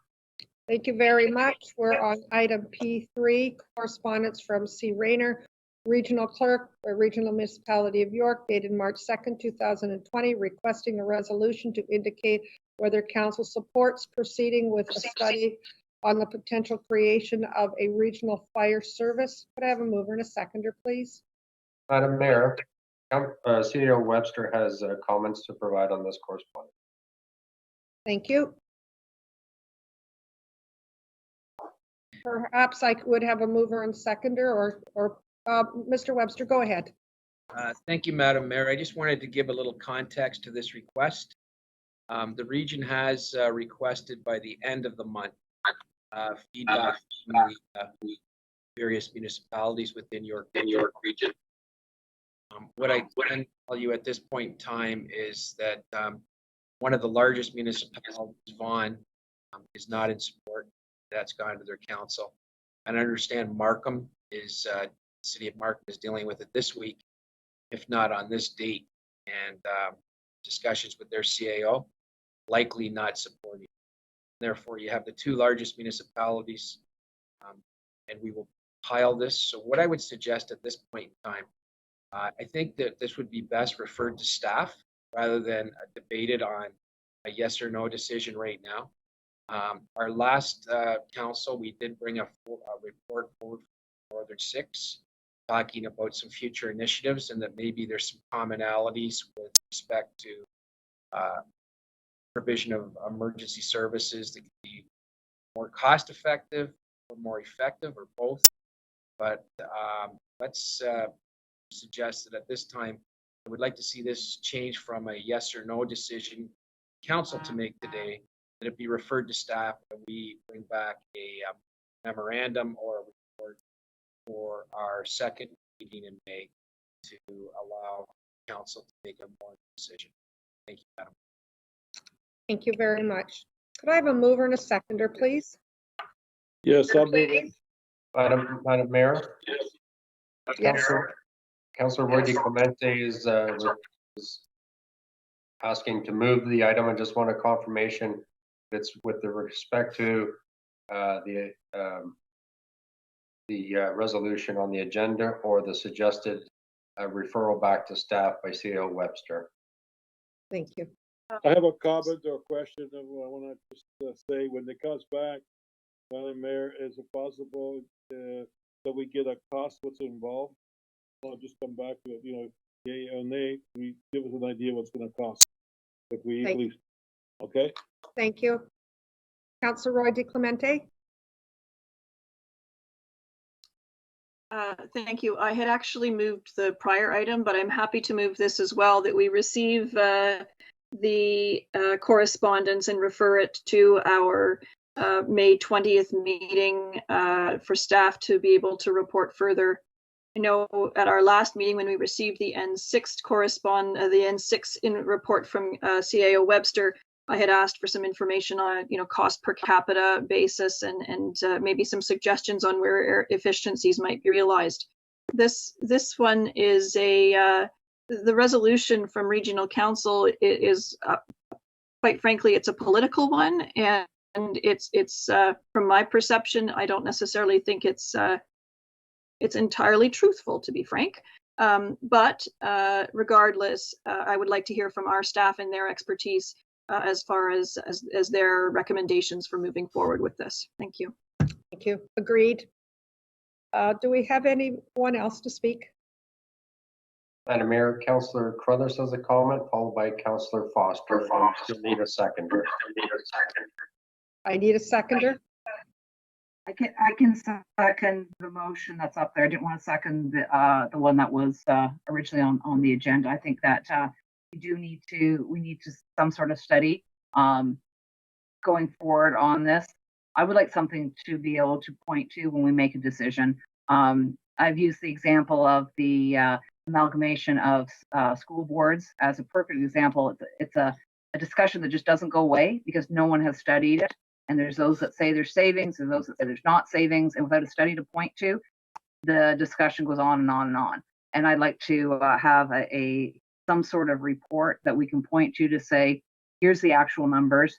There's not the savings there, or there is the savings there, but from everything I hear, the savings won't be there. But just because we know that intrinsically, I think we still need a report that we can point to say, we did our homework, we ran the numbers, and here's where we ended up. So I'm very in favor of this going back to staff to take a look at. Thanks. Thank you. And do we have anyone else? Councillor Foster. Councillor Foster, please. Thank you, Madam Mayor. Again, I concur with the thoughts so far from CAO Webster and Councillor Carruthers. I do believe that a study is going to be required at some point so that we can have some questions answered. Although the report or the memo that we've seen so far, I thought was really rather vague. As you and council and senior management might imagine, I have lots of questions about this one. And I'd love the opportunity to have a good conversation with CAO Webster before it comes back to council. Very good. Thank you. Are there any other questions? Madam Mayor, Councillor Crone has a question or comment. Go ahead, Councillor Crone. Yeah, just a comment. I support the comments made by Councillor Foster and Carruthers. I think some study is necessary if staff wants to go back and do that. I think ultimately, if we're going to, we will be asked this by our residents about whether or not we support it. It's good to have some facts to back up where our position is. So I would appreciate having access to more information. Thank you. Thank you. Any other comments or questions? I'm just agreeing with the rest of them. I believe the same thing as well, because I've heard a number of things, even from different firefighters. So I would like to get more information on what's happening too. Thank you. Any other questions or comments? Not seeing any further questions or comments, Madam Mayor. Thank you. Then we will call the vote, please. Thank you, Madam Mayor. And this is to refer back to staff for report on May 20th. Councillor Roy D. Clemente, how do you vote? Yes. Councillor Carruthers, how do you vote? Yes. Councillor Crone, how do you vote? Yes. Councillor Foster, how do you vote? Yes. Mayor Hackson, how do you vote? Yes. Yes. Councillor Morton, how do you vote? Yes. Councillor Perstini, how do you vote? Yes. Motion is carried, Madam Mayor. Please proceed. Thank you very much. We're at item P4, correspondence from Reverend S. Klubine, Hillside Evangelistic Church in Mount Albert, dated April 28th, requesting exemption from a sign bylaw permit 30 signs for the purpose of providing assistance to the community through issues caused by the COVID-19 restriction. Can I have a mover and a seconder, please? I'll move it. Thank you. Councillor Persichini, seconded by? Seconded by Councillor Crone. Thank you very much. Are there any questions? Madam Mayor, Councillor Carruthers has a question or comment. Go ahead, Councillor Carruthers. Thank you. I think that we need to be looking at our sign bylaw, because there's a number of other people who have been putting signs up. New Roads in South Lake have signs that are going up in the community thanking healthcare workers and first responders. There's all kinds of signs going up everywhere. And this is before us because this particular person asked for permission. Other people are not necessarily asking for permission. There seems to be some confusion around our sign bylaw too. It's very thick and it's very hard to understand who needs permission and who doesn't. So having had a conversation with Mr. Horner about this, I think that it would be prudent for us to review our sign bylaw in order to maybe simplify it, make it a little bit more user-friendly, as well as to add some delegated authority so that staff can approve these sorts of things and it doesn't need to come to us. That what they're doing is a little bit time sensitive. They want to get this up right away and they have to wait for a council meeting to do this. I think this is the type of thing that we could easily delegate to staff when it's a not-for-profit charity type thing like this. So I would like to add, the clerk has my additional motion that I want to add, that council directs staff to review the sign bylaw in order to add delegated authority as well as to simplify and clarify and report back with a proposed sign bylaw.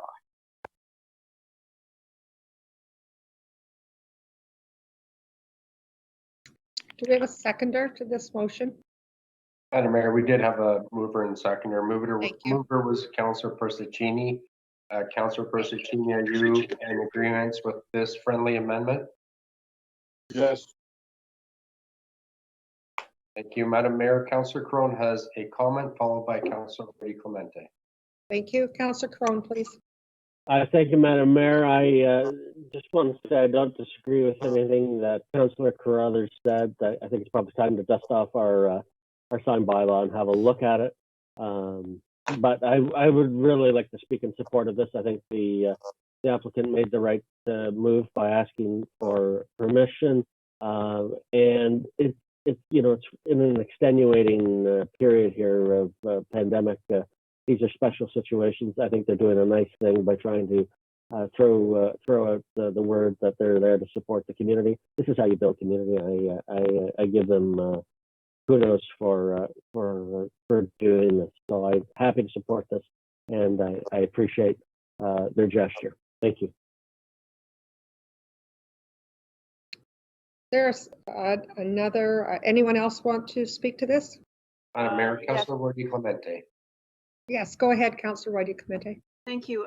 Happy to support the resolution as well as the review of the sign bylaw. It was a logistical question actually, with respect to signs on road allowances versus private property. So if somebody has put a sign on their side of the property line, not in the town's road, does this still apply? So is this sort of a moot point provided that the sign is located in a different place? Or does the sign bylaw apply universally regardless of whether it's on private property or public property?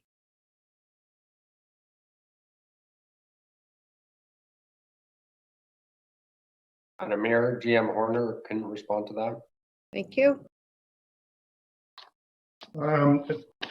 Thank you. Through you, Madam Mayor. It's the sign bylaw doesn't discriminate. It doesn't matter whether it goes, whether it's the road allowance or private property.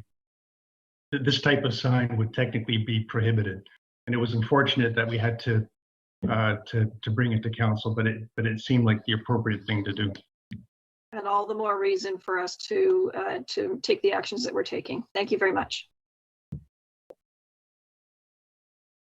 Madam Mayor, Councillor Foster had comments or questions. Go ahead, Councillor Foster.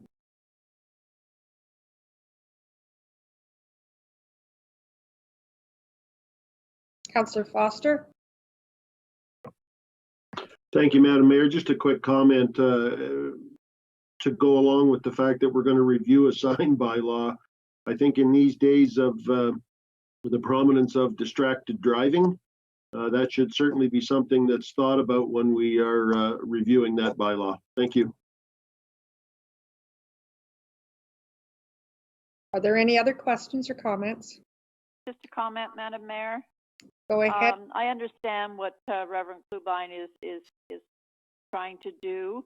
I just think that the 30 signs are too much, because I know he's not going to just put them through Mount Albert. They're going to go all over York Region. But they do have a big sign on their lawn now that lights up, and I'm just wondering why they couldn't put the same thing on that sign, because people drive by it when it's on the Mount Albert Sideroad there. And I mean, I'd fully support that coming out, but I don't know about putting all these signs out and asking for that they don't pay the charge on them as well. Other people have to, so I think that waiving it for one, then we're putting ourselves in a sticky area. So that's just my thought. Thank you very much. Yes, the request is that they receive an exemption from the sign bylaw. Are there any other comments or questions? Madam Mayor, I'm not seeing any further comments or questions. We call the vote then, please. Thank you. It was moved by Councillor Procaccini, and there was an added clause that's highlighted on the screen for you. Councillor Procaccini, how do you vote? Yes. Councillor Roy Clemente, how do you vote? Yes. Councillor Crothers, how do you vote? Yes. Councillor Crone, how do you vote? Yes. Councillor Foster, how do you vote? Yes. Mayor Hackson, how do you vote? Yes. Councillor Morton, how do you vote? Yes. Motion's carried. Please proceed, Madam Mayor. Thank you very much. We are at item P5, correspondence from Mayor Margaret Quirk, Town of Georgina, requesting a collaboration and support of a unified message notifying visitors that in support of the fight against COVID-19, Lake Simcoe waterfront parks and access points remain closed. Stay home. Could I have a mover and a seconder, please?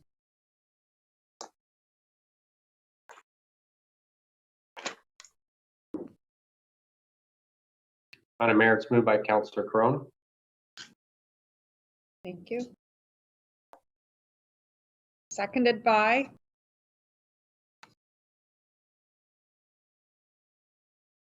Do I have a second? Councillor Foster. Thank you very much. Do members have any questions, comments, etc.? Madam Mayor, you have a comment or question by Councillor Clemente, followed by Councillor Crothers. Thank you. Councillor Roy Clemente first, and then Councillor Crothers. Thank you. I'd actually, it looks like Mr. Webster would like to comment as well. I'd actually prefer to hold my comment until I've heard what he would like to say, but I do have a position. Thank you. Mr. Webster. Thank you, Madam Mayor. I think that we could have maybe done another option for the outcome here, and rather than just be of support, we have taken a leading position with regards to opening up our trail system. And again, for consistency of messaging, I know that Georgina is very concerned about their waterfront area. A more polite gesture might be to just receive the motion as well. So I'll table that for council consideration, that rather than again debating a full denial or support of an initiative where frankly we don't know what kind of costs and other elements we might be involved with, receipt be another option. Thank you. Thank you. Mayor Quirk contacted me early this week and wanted to talk to me about the area that we have as far as Soldiers Bay and the number of marinas that are there, and would we support something of that nature. It's certainly quite different when you look at Georgina geography and our waterfront at Soldiers Bay, and that's why we have the letter here today that she is asking for some kind of support in that regard. I do agree with Mr. Webster at this time, and perhaps we can find out a little more about what their long-term plans are. Questions? Madam Mayor, I'll go back to Councillor Roy Clemente, followed by Councillor Crothers, and then Councillor Foster. Go ahead. Councillor Roy Clemente, thank you. Thank you, Madam Mayor. That was my instinct, was to simply receive. If council wants to support the messaging, then perhaps I follow Mayor Quirk on social media. I'm happy to share the Town of Georgina's posts through my networks and so on. The issue I take with it is looking for shared resources and shared signage and shared media press releases and so on. The reality is that the Town of Georgina charges visitors to park at those beaches, and it ranges from $20 to $35 a day. So this isn't something this is a shared resource that we've unfairly burdened the Town of Georgina with. These are their assets, and it's up to them to manage them. I understand the concern and the worry, and so I'm happy to share those social media messages. but I'm not interested in spending any of the town of EG's money on it, other than simply supporting through digital means. Thank you. Thank you.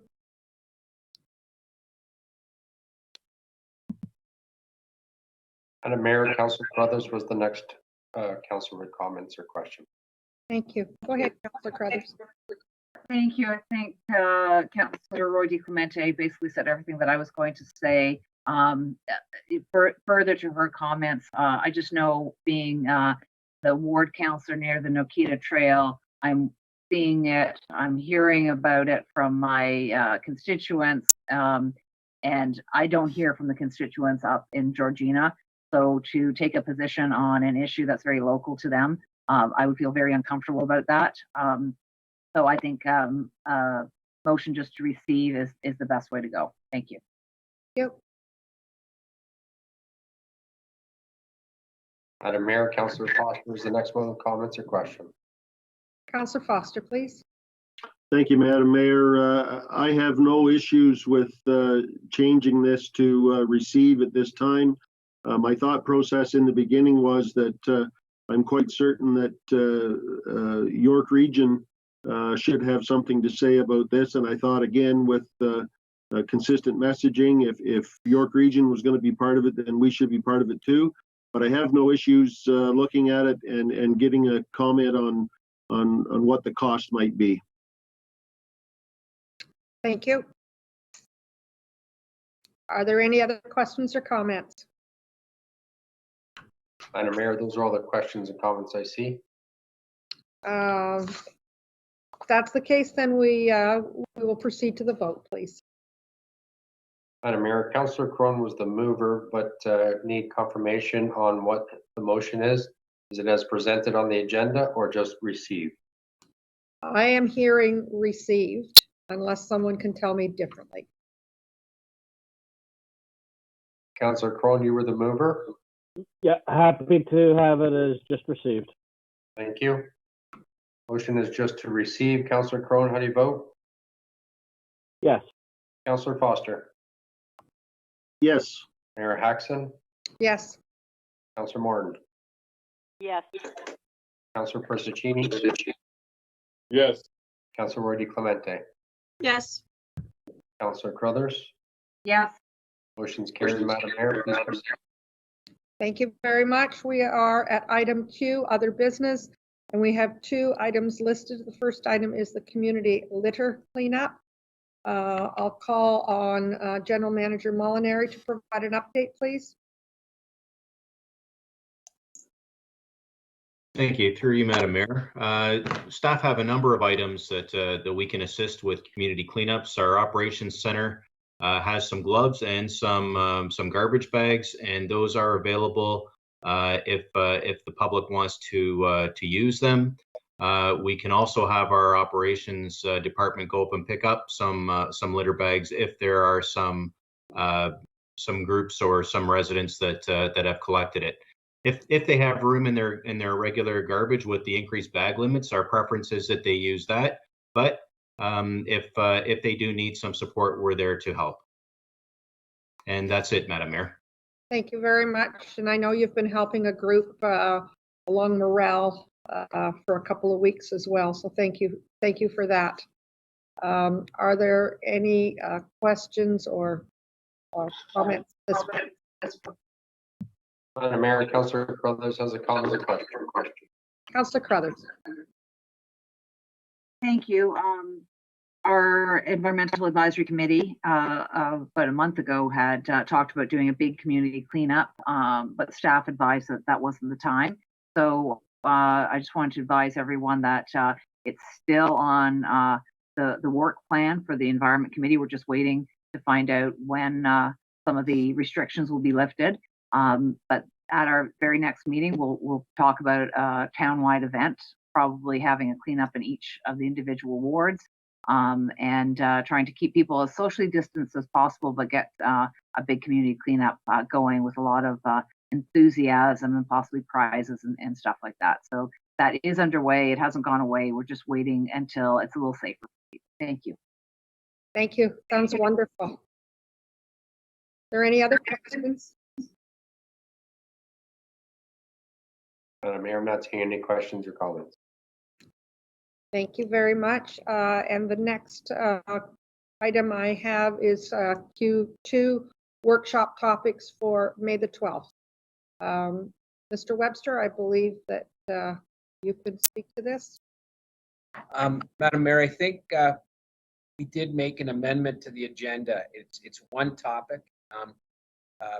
Mr. Karmazin's area and CPRC has brought the Health and Active Living Plaza along to a state where it's a very exciting project, and council can see some of the renderings and design concepts and other elements such as costing.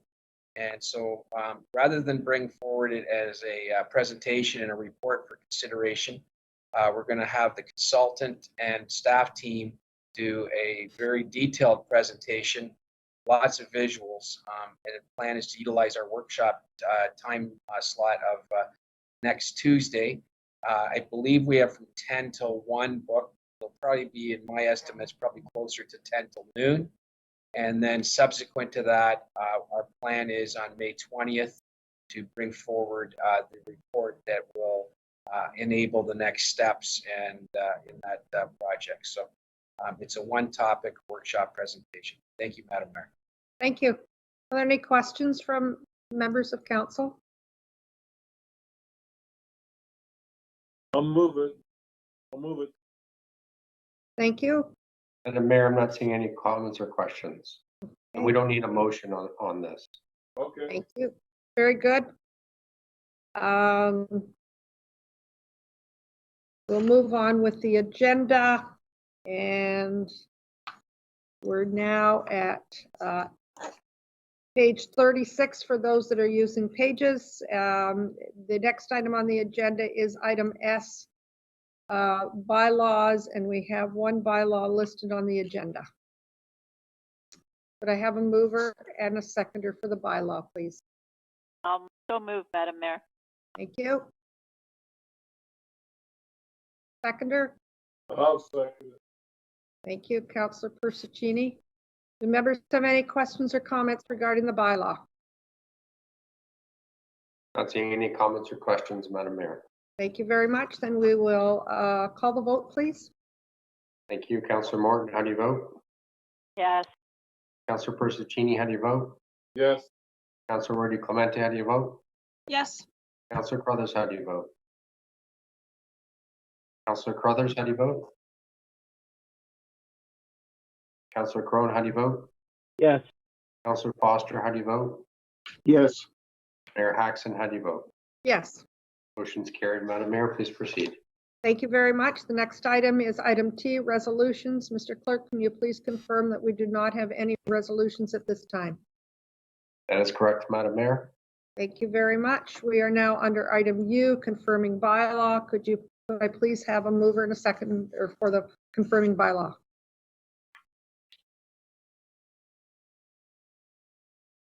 Madam Mayor, Councillor Rudy Clemente is moving it. Seconded by Councillor Foster. Thank you, Mr. Clerk. Could you please conduct the vote? Thank you. Councillor Rudy Clemente, how do you vote? Yes. Councillor Crothers, how do you vote?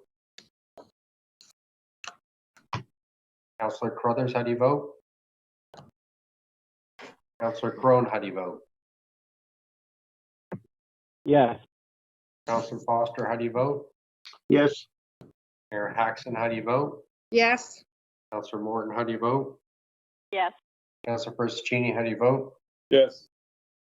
The motion is carried. Madam Mayor, please proceed. Thank you. Just before I do the adjournment, I wanted to share with everyone that today, Tuesday, May the 5th, is Giving Tuesday, a global day of giving and unity as an emergency response to COVID-19. All Canadians are invited to participate in demonstrating the power of generosity by making a donation to a favorite charity or a cause. We're all in it together, so let's do some good together. And with that, could I have a motion to adjourn? I'll move. Seconder? Madam Mayor, seconded by Councillor Foster. All those in favor? Aye. Aye. Aye. Aye. Motion's carried, Madam Mayor. Thank you. I just, before we sign off, I wanted to thank staff for the work that you've put into this robust council agenda. While it is not business as usual in East Gwillimbury, residents should be well aware by the amount of business that we have deliberated over today that our town continues to move forward in these unprecedented times. Thank you to staff for all the work that you have done today to make this all possible. Have a great evening. Thank you to everybody. Good night. Thanks, everybody.